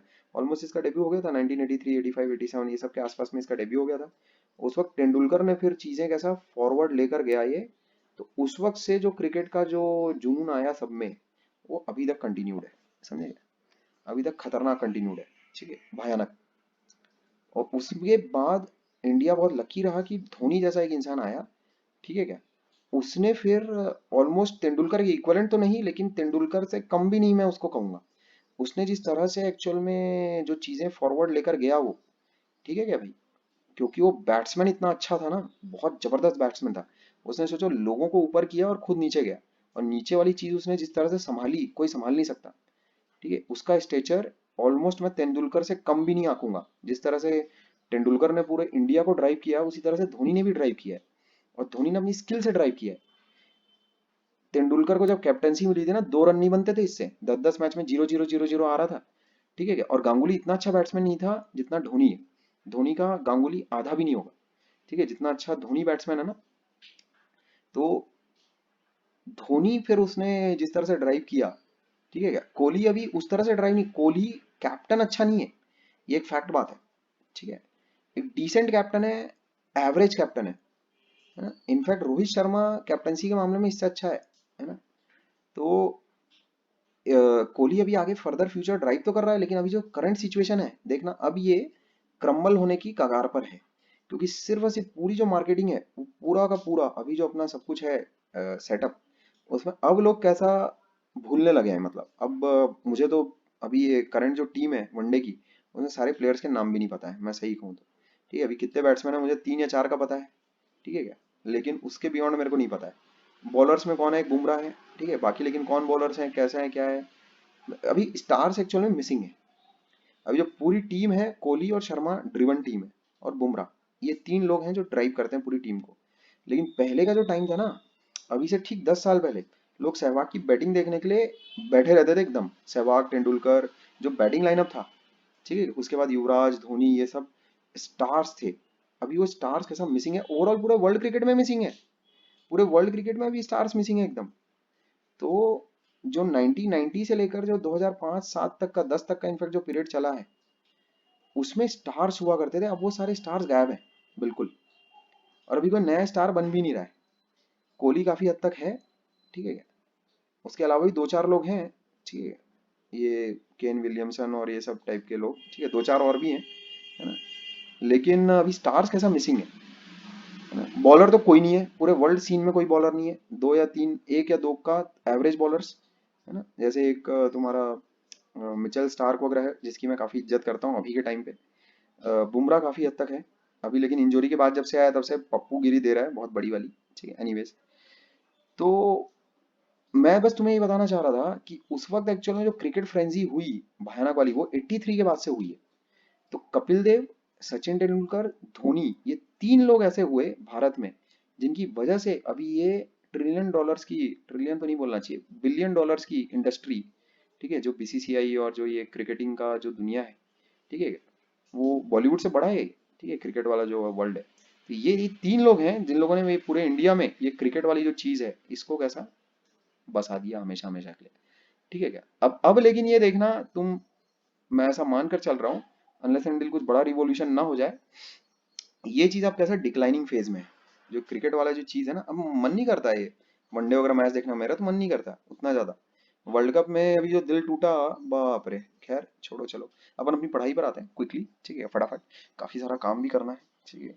7:19 हो गए मेरे ख्याल में, 10 या 15 मिनट निकल गए अपने इसी में, ठीक है। खैर, तो उस चीज को अब मैं मेकअप करने के लिए, जाहिर सी बात है, तुमको अपना दिमाग ज्यादा चलाना पड़ेगा, और मैं देखो अब उस चीज को कैसे मेकअप करता हूँ, ठीक है क्या, क्विक एकदम फायर, ठीक है। तो थोड़ा बहुत बीच में एंटरटेनमेंट हो जाए तो कोई ऐसा इशू की बात नहीं है ना। बढ़िया बाहर मौसम है, थोड़ी थोड़ी बारिश हो रही है, ठीक है। बस अभी लाइट नहीं जानी चाहिए, वरना बहुत दिमाग गर्म हो जाएगा, ठीक है। खैर, तो यहाँ देखते हैं, अपने पास एक पर्सन है, ही वॉक्स अप अ स्टेस्ट एक्सीलेटर। तो अब इस चीज में देखो, यहाँ पर सवाल पढ़ते बराबर हम लोगों को ये पता होना चाहिए कि ये अपना फ्रेम होने वाला है, ये अपना फ्रेम है, ठीक है क्या, ये बात ध्यान में रखना। अच्छा, a person walks up a stationary accelerator in t1 seconds, ठीक है। अच्छा, if he remains stationary on the escalator then it can take him up in t2 seconds। अच्छा, देख रहे हो सवाल की लैंग्वेज, एरोडो वाला प्रॉब्लम है। if the length of the escalator is l, ठीक है, determine the speed of the man with respect to escalator। अभी सवाल को थोड़ा सा देर पढ़ लो, अच्छे से समझ लो, ठीक है, उसके बाद मैं शुरू करता हूँ इस चीज को, ठीक है क्या। थोड़ा पढ़ लो, समझ लो, t2 कौन सा टाइम है, t1 कौन सा टाइम है। If the person walks up the stationary escalator, मतलब एस्केलेटर स्टेशनरी है, और है ना, कुछ लोगों को तो यही दिक्कत हो जाएगी, सर टी वन और टी टू बराबर नहीं होंगे क्या, नहीं होंगे बराबर, ठीक है, बराबर नहीं होंगे वो, है ना। तो एस्केलेटर तुम्हारा रुका हुआ है, और उस पर वो चलता हुआ जा रहा है, और उसको कितना टाइम लग रहा है ऊपर तक पहुंचने में, t1 सेकेंड्स, ऐसा। अच्छा, अभी अगर वो स्टेशनरी है, और एस्केलेटर अगर ऊपर तक अगर जा रहा है, समझे, इसमें एस्केलेटर की स्पीड की बातचीत हो रही है और ऊपर वाले T2 टाइम में पर्सन की स्पीड की बातचीत हो रही है, ठीक है। अच्छा, लेकिन एक बहुत ही बड़ा कैच है इस सवाल में, देखोगे तुम, लेंथ ऑफ द एस्केलेटर अपने को दे रखी है, ठीक है, वो L है। अच्छा, अब देखोगे जरा ध्यान से, जो सवाल मैं तुम्हें शॉर्ट लैंग्वेज में थोड़ा क्विकली समझा दूं, ठीक है, 2 लाइन में बस बोलूंगा। पहली बात, पर्सन जब चल रहा है एस्केलेटर पर, भले ही एस्केलेटर रुका हुआ है, बट तुमको क्या लेना है, क्योंकि वो एस्केलेटर पर चल रहा है, तो तुमको क्या लेना है उस चीज को, velocity of man with respect to escalator, ठीक है क्या, है ना। वेलोसिटी ऑफ मैन, पूरा ऐसा लिख लेते हैं, वेलोसिटी ऑफ, क्या लिखूं उसको, मैन, ठीक है, man with respect to escalator, ठीक है, ऐसा। ये चीज एक्चुअल में तुम्हारे पास कितनी है, L अपॉन T1 है, समझ गए। L अपॉन T1 करोगे, L अपॉन T2 करोगे, दोनों से स्पीड आएगी, समझ गए। तो velocity of man with respect to escalator, ये चीज एक्चुअल में तुमको दी हुई है, speed of man with respect to escalator, ये चीज तुमको दी हुई है T1, ये चीज तुमको दी हुई है L अपॉन T1, समझ रहे हो। अच्छा, दूसरा जो तुमको डेटा दे रखा है, वो क्या दे रखा है, if he remains stationary on the escalator then it can take him up in t2 seconds। इसका मतलब तुमको velocity of escalator तुमको क्या दे रखा है, L upon t2। ये बात समझने की है, इसमें सबसे इंपॉर्टेंट बात जो समझने लायक है वो ये है, ठीक है। अगर एस्केलेटर रुका हुआ है तो ये मत कर देना कि वेलोसिटी ऑफ मैन, है ना, विद रिस्पेक्ट टू ग्राउंड उसको ले लोगे, ठीक है। Do not take velocity of man, ठीक है, एज L अपॉन T1, ठीक है, with respect to ground. Sir, वो आप अभी थोड़ी देर पहले नहीं बोले थे क्या कि अगर दोनों में से कोई एक अगर स्टेशनरी है तो हम लोग उसको विद रिस्पेक्ट टू ग्राउंड ले सकते हैं। यही तो मैंने नहीं कहा है कि ऐसा मत करना, तो वो बोल रहा है कि मेरे को यही वाली चीज कर लेना, यही तो मैंने कहा है कि ऐसा मत करना, मैंने इस चीज को लिख लिख कर दिया है 10 बार। अगर मान लेते हैं तेरे को दे रखा है कि वेलोसिटी ऑफ बोट दे रखी है, मान लेते हैं सादा ऐसा दे रखा है, वेलोसिटी ऑफ बोट दे रखा है ऐसा, तो अबे साले बोट पानी की बॉडी पर होगा ना, तो वो रिलेटिव वेलोसिटी दे रखा है, विद रेस्पेक्ट टू वाटर तेरे को दे रखा है वेलोसिटी ऑफ बोट। इस बात का ध्यान रखना है, यही चीज मैं कब से बोल रहा हूँ, और तू अभी एग्जैक्टली उसका उल्टा बोल रहा है कि सर आपने तो यही कहा है। मैं तब से ये बोल रहा हूँ, जैसे अगर एरोप्लेन की स्पीड अगर तुमको दे रखी है, तो एरोप्लेन साले वैक्यूम में तो फ्लाई कर नहीं रहा है, वो विंड होगी वहां पर, तो velocity of aeroplane with respect to wind तुमको दे रखे रहेगा। मैं कब से ये बोल रहा हूँ, जैसे अगर तुमको दे रखा है वेलोसिटी ऑफ बुलेट दे रखा है, तो बुलेट की वेलोसिटी हमेशा विद रिस्पेक्ट टू गन दी जाती है, हमेशा रिलेटिव वेलोसिटी दी जाती है बुलेट की, हमेशा रिलेटिव वेलोसिटी दी जाती है बोट की, हमेशा रिलेटिव वेलोसिटी दी जाती है एरोप्लेन की, हमेशा रिलेटिव वेलोसिटी दी जाती है पर्सन की जो कि एस्केलेटर पर है। ये हमेशा ध्यान में रखना, always relative velocity is given, ठीक है, वो जिस फ्रेम पर है उसके रिस्पेक्ट में वो वेलोसिटी दी गई है, ठीक है। और यहाँ पर जैसे भले ही स्टिल वाटर क्यों ना हो, जैसे मान लेते तुमको एक दे रखा है कि मान लेते हैं एक बोट है, स्टिल वाटर में उसकी वेलोसिटी है, अभी स्टिल वाटर में उसकी वेलोसिटी है मान लेते हैं 10 मीटर पर सेकंड, अभी तो 2 मिनट पहले हम लोगों का ये डिस्कशन हुआ, समझे, क्रिकेट वाली वार्तालाप के पहले ही ये डिस्कशन हुआ। 10 मीटर पर सेकंड क्या है, ध्यान से सुनोगे मेरे अक्षरों को, जो मैं बोल रहा हूँ, जो बोल रहा हूँ उसको थोड़ा ध्यान से सुनो। 10 metre per second is the velocity of boat in still water, तो वो क्या लिखोगे उसको, velocity of boat, boat with respect to river, boat with respect to river, ये लोगे या वेलोसिटी ऑफ बोट लोगे, velocity of boat in still water, which data is velocity of boat in still water, which data is velocity of boat in still water,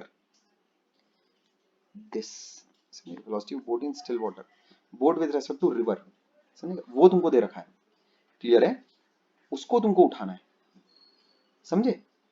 ये मत उठा लेना, ये वाली चीज नहीं उठा लेना, velocity of boat with respect, velocity of boat in still water, ये नहीं है वो, रिलेटिव डाटा तुमको दिया हुआ है, ठीक है क्या, ये ध्यान में रखना। ये वाली वेलोसिटी कौन सी है, उसकी एक्चुअल वेलोसिटी है। एक्चुअल वेलोसिटी बोलने का मतलब क्या, जैसे एक तट पर मान लेते हैं ग्राउंड पर जो व्यक्ति खड़ा होगा उसको ये चीज दिखाई देगी वीबी, समझे, ठीक है। VB actually decides the direction of the boat, इस पर हम लोग बातचीत करेंगे ना अभी, अच्छा खासा इस पर अभी बातचीत करेंगे। लेकिन ये बात हमेशा ध्यान में रखना, जैसे अगर तुमको दिया हुआ है, मैंने लास्ट वाले वीडियो में भी इस चीज की बातचीत की थी, जैसे अगर तुमको दिया हुआ है एक आदमी है ट्रेन में है और velocity of man, maximum velocity of man तुमको दे रखी है 8 किलोमीटर पर आवर, तो क्या लोगे, velocity of man with respect to train तुमको दे रखा है 8 किलोमीटर पर आवर, ये बात ध्यान में रखना, ठीक है, भले ही ट्रेन रुकी हुई क्यों ना हो, लेकिन उसको लिखना कैसे, velocity of man with respect to train. ये चीज अपने भेजे में डाल लो, मैंने तुम्हें बता रहा हूँ तुम्हारा कम से कम 1 सप्ताह बचा लिया मैंने, 1 सप्ताह, समझ रहे हो, 1 वीक मैंने बचा लिया तुम्हारा। ठीक है, सामने अगर कोई इंस्ट्रक्टर हो, कोई अगर गाइड करने वाला हो, ठीक है क्या, तो उससे यही फायदा होता है कि उस इंसान को जहां पर वक्त ज्यादा लगता है, या उस इंसान का जहां पर वक्त गया है ज्यादा, वो अपने एक्सपीरियंस से जब तुम्हें कोई चीज वो उस वक्त बता दे, तो उससे तुम्हारा जो वक्त बच जाता है, ठीक है क्या, वो तुम समझो अमूल्य है, अनमोल है। ठीक है, क्योंकि अगर तुमको भी अगर पहाड़ अगर खोदना पड़ जाए ना, तो बता रहा हूँ 3 साल में तो बस सिलेबस ही देख पाओगे, है ना, उसके ऊपर सवाल बनाना तो दूर की बात है। एक इंसान में स्पीड भी तो होनी चाहिए, क्या खाली सिलेबस पूरा कर लेने से हो जाता है क्या, ऐसा थोड़ी है। सिलेबस पूरा कर लेने से कुछ नहीं होता, कुछ नहीं होता सिलेबस पूरा कर लेने से, स्पीड तुम्हारी कितनी हो सिलेबस पर ये मायने रखता है। ठीक है, इसलिए मेरा ऐसा मानना है कि भाई एक इंसान अगर कम कंटेंट भी अगर पढ़ता है, ये मैं 12th वालों को भी बोलता हूँ, कम कंटेंट अगर एक इंसान पढ़ता है, लेकिन अगर उसकी स्पीड अच्छी है उस कंटेंट पे, तो वो इंसान ज्यादा स्कोर करेगा कंपेयर टू एक ऐसा इंसान जिसकी स्पीड तो पूरा ढुलढुल है, बस पढ़ के बैठा है पूरा। ठीक है, तो पढ़ के बैठने से कुछ नहीं होता, सवाल नहीं बनेंगे। ठीक है, स्पीड तुम्हारी अच्छी होनी चाहिए अपने कंटेंट पर। तो ये चीज मैं अगेन बोल रहा हूँ, एस्केलेटर भले रुका हुआ भी हो, पानी चाहे स्टिल वाटर ही क्यों ना हो, हवा चाहे रुकी हुई क्यों ना हो, ठीक है, गन भले तुम्हारी स्टेशनरी क्यों ना दी हुई हो, लेकिन हमेशा वो रिलेटिव वेलोसिटी ही उठाओगे, समझ गए, ये बात ध्यान में रखना। ठीक है, रिलेटिव वेलोसिटी क्यों उठाओगे, जैसे अगर तुमने ये चीज अगर नहीं उठाई तो आगे चलकर सवालों में दिक्कत आ जाएगी। दिक्कत भाई तुम ये खुद सोचो, तुमको जो वेलोसिटी दे रखी है पर्सन की L/T1, वो साले तुमको एस्केलेटर पर वो चल रहा है ना, तो विथ रेस्पेक्ट टू एक्सकेलेटर लोगे ना। एक्सकेलेटर अगर मान लेते स्टेशनरी है तो क्या हो जाएगा, वो velocity of man with respect to ground भी हो जाएगा। जैसे अगर तुमको velocity of man with respect to escalator दे रखा है 10 मीटर पर सेकंड, अगर मान लेते हैं एस्केलेटर स्टेशनरी है अभी, तो उससे क्या हो जाएगा, ये चीज क्या है, Vm माइनस वी है ना, तो इससे क्या आ जाता है, इससे ऐसा हो जाएगा कि भाई वेलोसिटी ऑफ मैन क्या आ रही है, ठीक है, उतनी आ रही है जितनी क्या बोलते हैं, तुमने रिलेटिव वेलोसिटी दे रखी है, क्या दिक्कत क्या है इसमें, ठीक तो है, वेलोसिटी ऑफ मैन ग्राउंड के रेस्पेक्ट में भी उतनी आ रही है, कोई दिक्कत की बात नहीं है। लेकिन अगर कहीं एस्केलेटर का चल गया, तब तो वो ऐसा नहीं तुम बोल पाओगे ना कि ये मतलब वेलोसिटी ऑफ मैन कैसा ग्राउंड के रेस्पेक्ट में ये 10 मीटर पर सेकंड है। वो तो सिर्फ एक स्पेशल केस के लिए है ना, जब स्टेशनरी है एस्केलेटर, तब तुम ऐसा बोल सकते हो कि ग्राउंड की स्पीड और वेलोसिटी ऑफ मैन जो तुमको दे रखी है इन स्टिल एस्केलेटर, वो दोनों कैसा बराबर रहेंगी तुम्हारे पास। लेकिन इन जनरल जब तुम इक्वेशंस वगैरह लिख रहे हो इन जनरल, तब उसमें तुम्हें जिस कॉन्टेक्स्ट में तुम्हें वो वेलोसिटी दे रखी है, वो फ्रेम तुमको कंसिडर एकदम करना चाहिए, समझ गए। ये लिखकर तुम कैसा निश्चिंत रहो, ठीक है, ये लिखकर तुम निश्चिंत रहो। उसमें जैसे अगर ऐसा तुमसे बोला जाए कि अभी एस्केलेटर स्टेशनरी है, बताओ अभी velocity of man with respect to ground क्या होगा करके, है ना, जैसा उसमें दिक्कत क्या होगी मैं तुमको बताता हूँ, उसको देखो और अच्छे तरीके से मैं तुमको बताता हूँ दिक्कत कैसी होगी तुमको। जैसे अगर तुमको ये दे रखा है कि अभी स्टेशनरी है एस्केलेटर, है स्टेशनरी है एस्केलेटर, और स्टेशनरी है एक्सीलरेटर, और वेलोसिटी जो आदमी की है, ठीक है क्या, वो तुमको दे रखी है 10 मीटर पर सेकंड ऐसा, ठीक है, ऑन स्टिल एस्केलेटर। इसको अगर तुमने उठा लिया Vm, तो ठीक है भाई, विथ रेस्पेक्ट टू ग्राउंड अभी तो ठीक है ये वाली चीज उस मोमेंट के लिए, लेकिन जब एस्केलेटर चलेगा तब क्या ये Vm बराबर 10 रहेगा क्या, ये गलत हो जाएगा। Vm will change, velocity of man with respect to ground it will change, ठीक है, ये बात समझ में आ रही है। जैसे अगर तुमको स्टार्टिंग में अगर दे दिया जाए वेलोसिटी, ठीक है, velocity of let's say man on still escalator ऐसा, ये अगर मान लेते तुमको दिया हुआ 10 मीटर पर सेकंड, और इसमें अगर मान लेते किसी एक इंसान ने मान लेते इसको Vm बराबर उठा लिया कि भाई हाँ एस्केलेटर रुका हुआ है, इसका मतलब ग्राउंड के रेस्पेक्ट में है ये स्पीड, तो वो बात सही है उस मोमेंट के लिए। लेकिन अगर एस्केलेटर का चलना शुरू हो गया तो ये बात तुम्हारी इनवैलिड हो जाएगी, ये बात फिर तुम्हारी गलत हो जाएगी, ये बात ध्यान में रखो। ठीक है, उस मोमेंट के लिए जब तक स्टेशनरी है एस्केलेटर तो ये बात सही है कि velocity of man with respect to ground, ठीक है क्या, वो 10 मीटर पर सेकंड ही रहेगा। लेकिन कहीं अगर एक्सीलरेटर अगर चल गया तो उसके बाद फिर गड़बड़ियां होनी शुरू हो जाएगी। लेकिन अगर ये चीज अगर तुम्हारे पास लिखी है velocity of man with respect to accelerator ये 10 है, ठीक है क्या, तब तो हमेशा हमेशा के लिए सेफ हो। कैसे सेफ हो, यहाँ देखो कैसे सेफ हो भाई। जब एस्केलेटर स्टेशनरी है तब क्या बात आ रही है कि वेलोसिटी ऑफ मैन कितनी होनी चाहिए विद रिस्पेक्ट टू ग्राउंड, 10 आनी चाहिए। इस इक्वेशन से आ रहा है देखो, vm माइनस वी बराबर 10। तो जब एस्केलेटर का स्पीड 0 रहेगा तब देखो vm आ रहा है 10। ये बात तो बिल्कुल सही है, ठीक है, सही भी आ रहा है, कोई दिक्कत नहीं है। जब एस्केलेटर मूव करेगा, मान लेते 2 मीटर पर सेकंड से एस्केलेटर मूव कर रहा है, समझे, है ना, जो भी उसकी स्पीड होगी, तो भी ये इक्वेशन तुमको सही आंसर देगी। ये vm माइनस वी बराबर 10, ये तब भी तुमको कैसा एकदम सही आंसर देगी, समझ गए। तो इसके साथ मैं चलूंगा या इसके साथ चलूंगा, इसको फिक्स करके चलूंगा।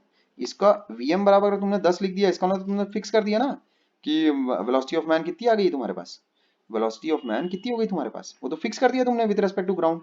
जबकि velocity of man with respect to ground वो तो चेंज हो रही है, बार बार चेंज होगी जैसे ही एक्सेलरेटर मूव करेगा चेंज हो जाएगी, समझ रहे हो। तो ये तो तुम ले ही नहीं सकते, ये एकदम घनघोर पाप है ये। तो जैसे अगर मान लेते हैं बोट, अगर तुमको velocity of boat in still water दी हुई है 10 मीटर पर सेकंड, तो जब तक ये पानी रुका हुआ है तब तक के तो with respect to ground boat की वेलोसिटी कैसा है तुम्हारी 10 मीटर पर सेकंड है, इसमें कोई दिक्कत नहीं है। लेकिन क्या तुम वेलोसिटी ऑफ बोट ये ले लोगे क्या, वीबी बराबर 10 ले लोगे क्या, ये तो तुमने फिक्स कर दिया कि विद रिस्पेक्ट टू ग्राउंड तुम्हारी वेलोसिटी ऑफ बोट इतनी है। तो इसका मतलब रिवर वाटर वो क्या मतलब काहे के लिए है फिर, वो रिवर वाटर जैसी मूव करेगा, पानी जैसी मूव करेगा, उसमें ये वीबी चेंज हो जाएगा तुम्हारा। पर तुम तो यही फिक्स खा के बैठे हो कि नहीं नहीं नहीं नहीं नहीं, वेलोसिटी ऑफ बोट तो 10 मीटर पर सेकंड है तो 10 मीटर पर सेकंड ही है।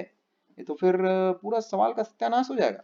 वीबी is changing as river speed is changing, ये बात ध्यान में रखना। यहाँ पर escalator speed is will change, might change, ठीक है, क्लियर है ना। तो अपन उसको ऐसा नहीं ले सकते कि भाई मतलब वीबी को फिक्स कर दिया या फिर वेलोसिटी ऑफ मैन को फिक्स कर दिया, ऐसा नहीं कर सकते अपन, ठीक है, वो तो चेंजिंग है ना। तो अपने को ऐसी चीज लिखनी है जो हमेशा ट्रू रहे, ठीक है बात। तो हमेशा ट्रू वाली कौन सी चीज रहेगी तुम्हारे पास कि velocity of man with respect to escalator, वो अगर तुम लेकर चलोगे, ठीक है, वो चीज हमेशा हमेशा के लिए ट्रू रहेगी तुम्हारे पास, इस बात का ध्यान रखना, ठीक है। अभी अगर किसी को कोई दिक्कत अगर है तो बोले, वो अभी भी अगर कोई दिक्कत है तो तुम मेरे को बताओ कि नहीं अभी मेरे को ऐसा ख्याल आ रहा है वैसा ख्याल आ रहा है।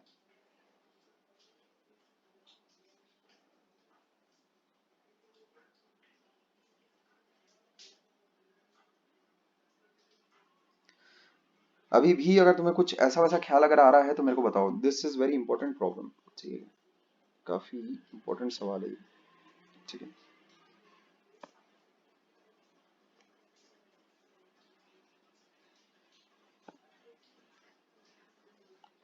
This is very very important, ठीक है। इससे वही फ्रेम वाली जो चीज है, वही फ्रेम वाली जो चीज है, ठीक है क्या, जिसको मैं हमेशा कहता हूँ कि वो बहुत ही इंपॉर्टेंट है, उस चीज को कंसिडरेशन में लेना, उसी चीज का यहाँ पर अच्छा एप्लीकेशन होता हुआ दिख रहा है, समझे, अच्छा खासा एप्लीकेशन होता हुआ उसी चीज का यहाँ पर दिख रहा है, ठीक है। तो आगे देखो, इस सवाल में काम कैसे करोगे, determine the speed of man with respect to escalator. तो ये हम लोग ऑलरेडी निकाल चुके हैं, man with respect to escalator, ये चीज क्या हो जाएगी तुम्हारे पास वी एम ई, ये चीज कितनी है L upon T one. Determine the speed of the escalator, है ना, विथ रिस्पेक्ट टू ग्राउंड की बातचीत हो रही है, तो ये कितना हो गया वेलोसिटी ऑफ एस्केलेटर, यानी कितना हो गया L upon T two. How much time would it take him to walk up the moving escalator, मतलब मान लेते हैं एस्केलेटर अगर मूव कर रहा है और वो भी मूव कर रहा है तो उसको कितना टाइम लगेगा ऊपर तक जाने में। तो अब देखो यहाँ पर कैच कैसा है, अगर दोनों के दोनों मूव कर रहे हैं तो तुम उसमें कैसे करो, ग्राउंड के रेस्पेक्ट में सॉल्व करो चीजों को। तुम एस्केलेटर के रेस्पेक्ट में भी सॉल्व कर सकते हो, कोई दिक्कत की बात नहीं है, लेकिन VME और VE अगर तुम्हारे पास है तो उससे तुम क्या निकाल लो, वेलोसिटी ऑफ मैन निकाल लो, ठीक है, वेलोसिटी ऑफ मैन निकालो, कितना हो जाएगा वो L upon T one plus L upon T two, relative data plus वो वेलोसिटी ऑफ एक्सेलरेटर, वो जैसे ही तुम एडअप करोगे वेलोसिटी ऑफ मैन आ जाएगा। This is the velocity of man, ठीक है। अच्छा, अब L दूरी उसको ट्रेवल करनी है, distance to be travelled is what L. ठीक है, तो इससे टाइम टेकन कितना हो जाएगा, L upon T one plus L upon T two. Clear है, कितना आ जाएगा, तो ये चीज t बराबर कितना आ जाएगा तुम्हारे पास, l और l तो कट जाएंगे, तो ये आ जाएगा t1 t2 upon t1 plus t2। बहुत ही फेमस प्रॉब्लम है और इसमें अच्छे अच्छे एक्सपीरियंस लोग भी धोखा खा जाते हैं।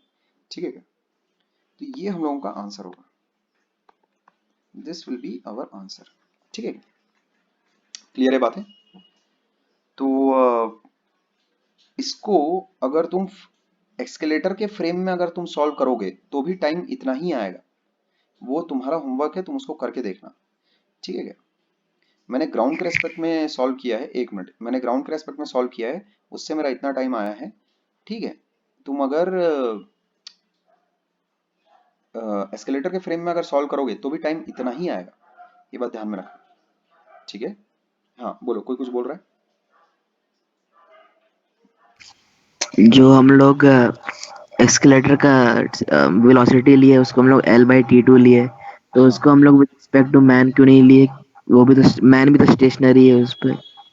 नहीं, 1 मिनट, जो एस्केलेटर वाला डाटा दे रखा है, ठीक है, वो कैसा दे रखा है, if the man remains stationary on escalator, ठीक है, the escalator can take him up in t2 seconds.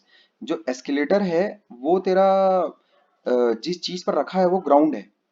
ठीक है क्या, तो उसकी जो स्पीड आएगी विथ रिस्पेक्ट टू ग्राउंड आएगी तेरी, वो ऐसा नहीं है कि वो आदमी के ऊपर चल रहा है वो एक्सीलेटर। ठीक है क्या, ऐसी अगर सिचुएशन रहती तो हम लोग ये लेते velocity of escalator with respect to man. Escalator कहाँ पर रखा हुआ है, कहाँ पर है वो, ग्राउंड के ऊपर है। ठीक है, ग्राउंड के ऊपर है वो, और ग्राउंड मूव नहीं कर रहा है, यानी एस्केलेटर जितने टाइम में उसको लेकर जा रहा है उससे मुझे वेलोसिटी ऑफ एस्केलेटर मिलेगा विथ रिस्पेक्ट टू ग्राउंड। ठीक है क्या, आदमी जो है वो किस फ्रेम पर है, वो एस्केलेटर वाले फ्रेम पर है।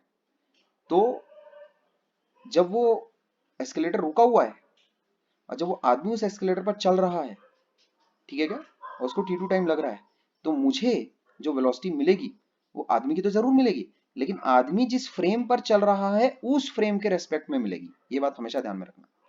ठीक है, क्लियर है, आदमी के पांव जिस फ्रेम पर हैं, अगर जैसे ऐसा बोला जाता कि आदमी उतर गया नीचे और वो चल रहा है, किस फ्रेम पर चल रहा है, ग्राउंड पर चल रहा है, तो उसको मान लेते फिर t2 टाइम लगा ऊपर तक जाने में, तो then I would have gotten the velocity of man with respect to ground. ठीक है, लेकिन अभी वो जिस फ्रेम पर चल रहा है उस फ्रेम की हमेशा इज्जत करनी है।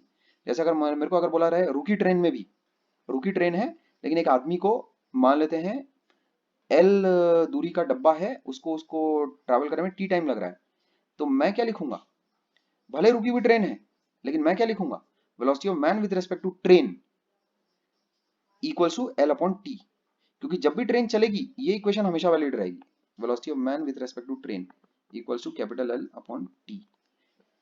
कभी भी ट्रेन चले, ट्रेन अगर रुकी हुई है तो भी ये इक्वेशन वैलिड है, ट्रेन अगर चलेगी तो भी ये इक्वेशन वैलिड है।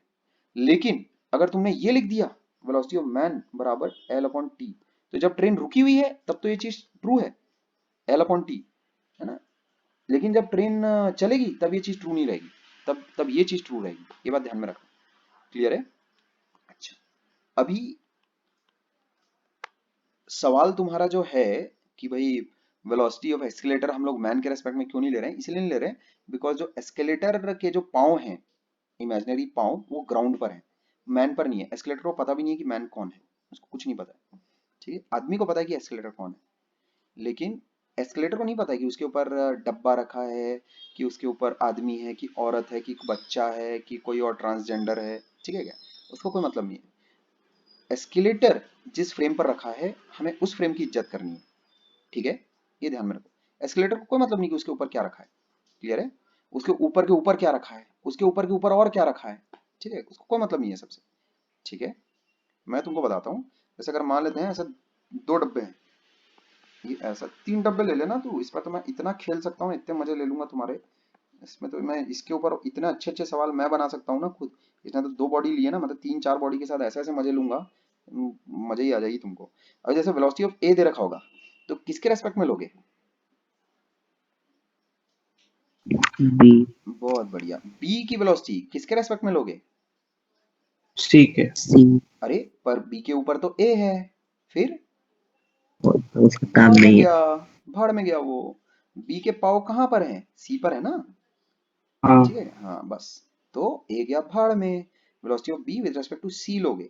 अच्छा अब सी है ग्राउंड पर, तो अगर सी अगर मूव कर रहा होगा तो सी की वेलोसिटी तुमको किसके रेस्पेक्ट में मिलेगी, ग्राउंड के रेस्पेक्ट में।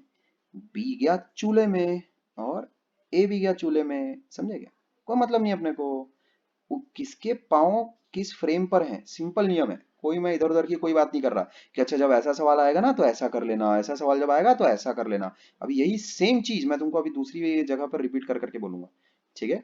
एक इंसान जो बार बार नियम चेंज कर रहा है वो तो सिंगल बाप का ही नहीं है वो, समझे क्या। वो तो मतलब फिर वो तो फिर तुम क्या बोलोगे, जो इंसान हर सवाल में अपनी लैंग्वेज चेंज करेगा। देखो जब ये सवाल आएगा ना, जब सवाल कैसा है, जब सवाल देखना अ पर्सन से जब शुरू होगा तब ये नियम चलेगा, और सवाल जब द पर्सन से शुरू होगा ना तब ये नियम चलेगा। मैं वैसी कोई बात ही नहीं कर रहा, इस नियम को मैं तुम्हें बहुत पहले ही बता चुका हूँ। और है ना, और उस नियम को तुम्हारे दिमाग में ठूसने के लिए सालों मैंने कुछ एग्जांपल्स भी लिए थे। उसके बाद भी ये बकलोल इंसान फिर क्या बोला, एग्जैक्ट वही। सर आपने तो वही ठीक, और साले जो बोला भी वो एग्जैक्ट अपोजिट बोल दिया। वो मेरे पीछे इतने सारे एग्जांपल्स वगैरह ले लेकर मैंने तुम्हारे दिमाग में बात ठुसवाई थी। खैर अभी ये वापिस से ये सेम चीज आएगी, कब आएगी, रिवर बोट में आएगी। और कब आएगा, एरोप्लेन विंड वाले सवालों में यही सेम चीज आएगी। जैसे वेलोसिटी ऑफ एरोप्लेन दे रखी है, सालो ग्राउंड के रेस्पेक्ट में ना ले लियो, वो velocity of air with respect aeroplane with respect to wind है, विंड, ठीक है, ये बात ध्यान में रखियो। साले जिस फ्रेम में वो है उसके रेस्पेक्ट में ना वो वेलोसिटी दी हुई है तुमको, वो तो ऑब्वियस बात है। उसमें फ्रेम को कैसे गायब कर दोगे। माना कि अगर फ्रेम नॉन मूविंग अगर रहा, तो माना कि वो velocity of aeroplane with respect to wind, वो उस वक्त के लिए, उस मोमेंट के लिए, जब तक ये फ्रेम रुका हुआ है, जब तक ये विंड रुकी हुई है, तब वो velocity with respect to velocity of aeroplane with respect to ground भी वही रहेगी। जो बात मैं बोल रहा हूँ फिर से सुनो।